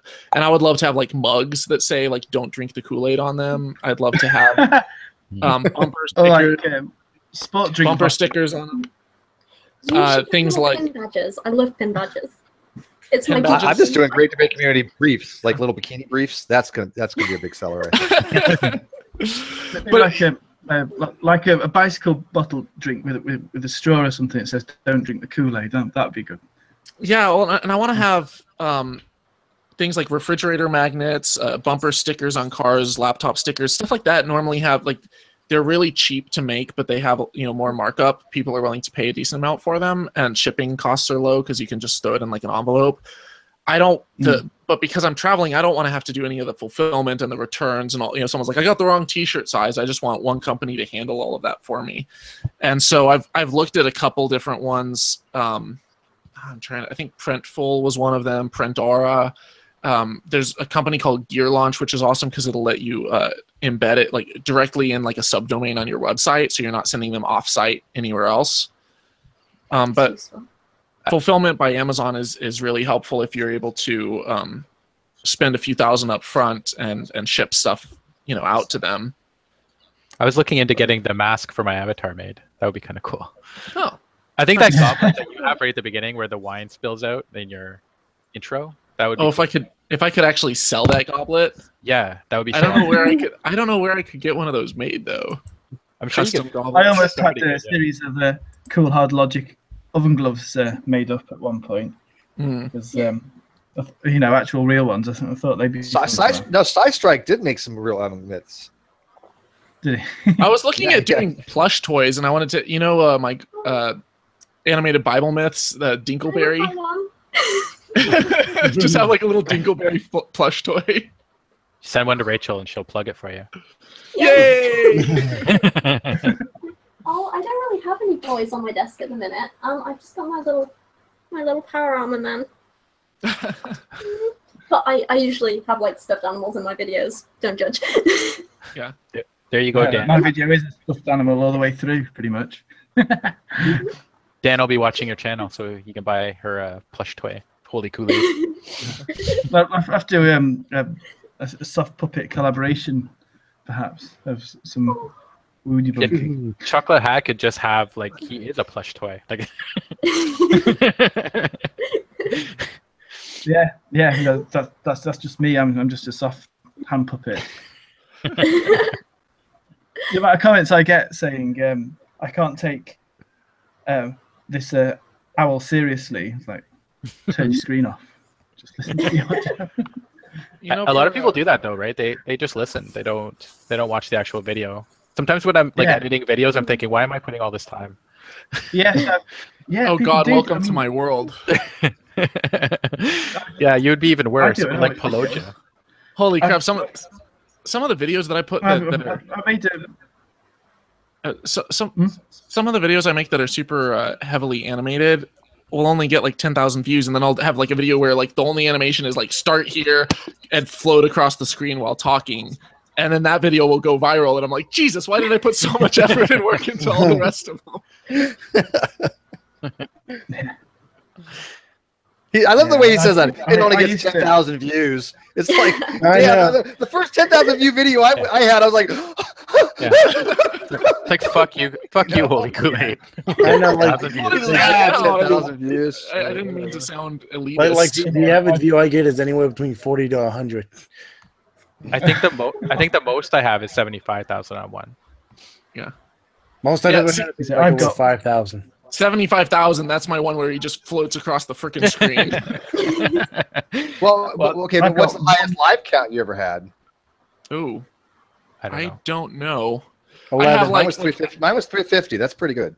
At the time, like while you were live. Yeah, my live streams get between 100 and 150 on average, and my highest was 350. That's not people watching after the fact. That's like your live. That's live streaming, like real time. But your whole live streaming, I usually get about 9 or 10. I'll have to check. Your whole channel though is based on live streaming. So if they're right, exactly. So I mean, that's why I get more live. They sub to you, right? Yeah. They want the real on air dialogue between me and younger creationist and whereas like Holy Kool-Aid, he makes the videos. That's why people sub to him, right? Like so. Right. Yeah, it's a different niche. It's a different niche altogether.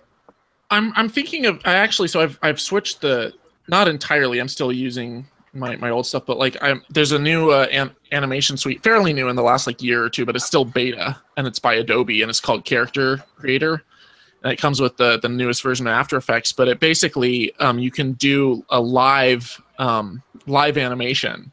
So like I would be talking to you guys like this, but it would be my animated character, and he'd be like, you know, talking, and everything is syncing up with my eye movements and my voice, and because I just do it all ahead of time. And the cool thing with that is I can add different hotkeys, and so I can have my live character, you know, belch fire or like get really sick or get angry or ticked off or something like that. And it's almost to the point where I'm ready to debut it because I've, you know, done a lot of the animation already. But I'm hoping pretty soon I can do live videos where, or if I come on like a great debate community, I can just have my animated guy talking live. That'll be fun. I'm still trying to figure out Blender. Blender's my limit. I never wrapped my head around Blender or any 3D suite. Blender's awesome, but it's not an easy learning curve by any stretch of imagination. Yeah. No, I've looked at it and then given up. That's essentially just why I use a hand puppet, is because I cannot do. Can't even do this is actually animated. This is all animated right now. I'm actually. See, I tried to get into like 3ds Max and Maya and stuff and like 3D animation because there's a lot you can do with there. It's really powerful, but Maya is expensive, isn't it? That's like a high-grade commercial program. Yeah, I didn't say this, but it's 100% off right now on Pirate Bay.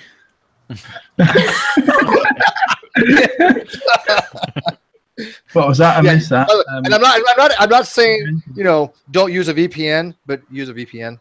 That's like wearing a condom. You know, you want yeah, exactly. No, I don't advocate stealing software, but often, clearly. Anyway, but when you're poor, right?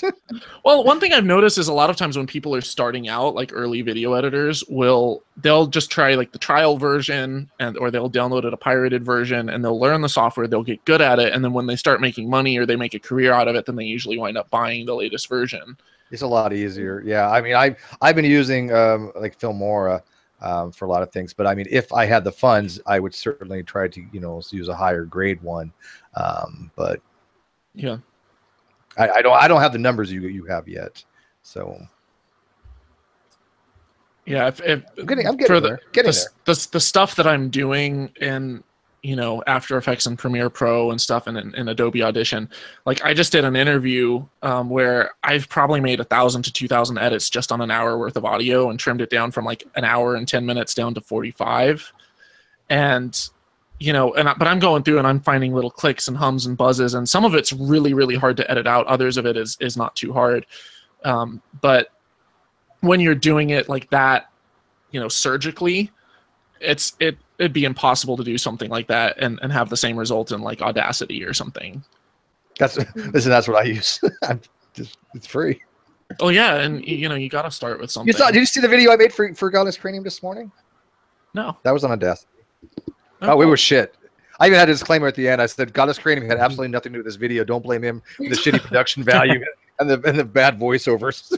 I was not even lying. I put that disclaimer in there. No, the first videos for him. The first videos that I ever made were, you know, probably 10 plus years ago, and they were stop motion Lego videos where I just had a 1 megapixel camera that was like this big, and would take a picture, move it a tiny bit, take another picture, and you know, it was crap, but I edited it in Windows Movie Maker, and you know, I learned a lot. You know what? That's what I used for the video this morning was Movie Maker. I didn't want to like fire anything up. Yeah, but this was Windows Movie Maker from like 2001. Everyone's got to start somewhere, right? Yeah. Start with what you have, you know? 3D animation is fun. Oh, sorry, I was going to say it's nearly midnight here, so I am going to have to go and sleep. But it has been Sleep is amazing for the talking week. to you. Yeah, sleep is for the week. Sleep is for the week unless you have a small child to deal with all day. Sleep is overrated. I tried it once. I'm going to have to go as well. I just put sleep in a cup, and then... Yeah. Well, maybe we'll just end it here then. Yeah. Well, hey, huge congratulations, Godless. Thank you. Yeah, well, We're you deserve definitely it. gonna have to do that collab. Congratulations. Yeah, We'll hit me up. definitely have to do that soon. Yeah, for sure. Who's going Thanks to a be lot next for to get joining me. 10K? See you, Rachel. Thanks, Rachel, for joining us. Alright, And that's all Don't right. forget to join Bye, guys. Rachel, the GDC. Yeah, I think I He'll- hit the like. He'll bug the to shit out of join you when you do. so I will. I'm a bugger. that's fine. No worries. And you guys keep in touch, all right? I'll see you later. All right, see you later. Bye. Thanks, So Chocolate. guys, See ya. who's going to be the next person to get 10K? Do you think? Hopefully me.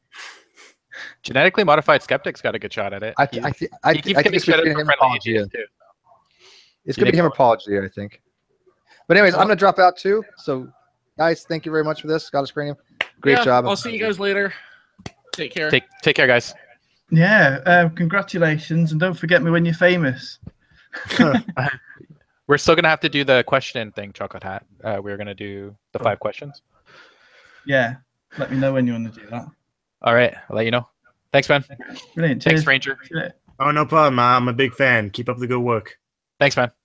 There.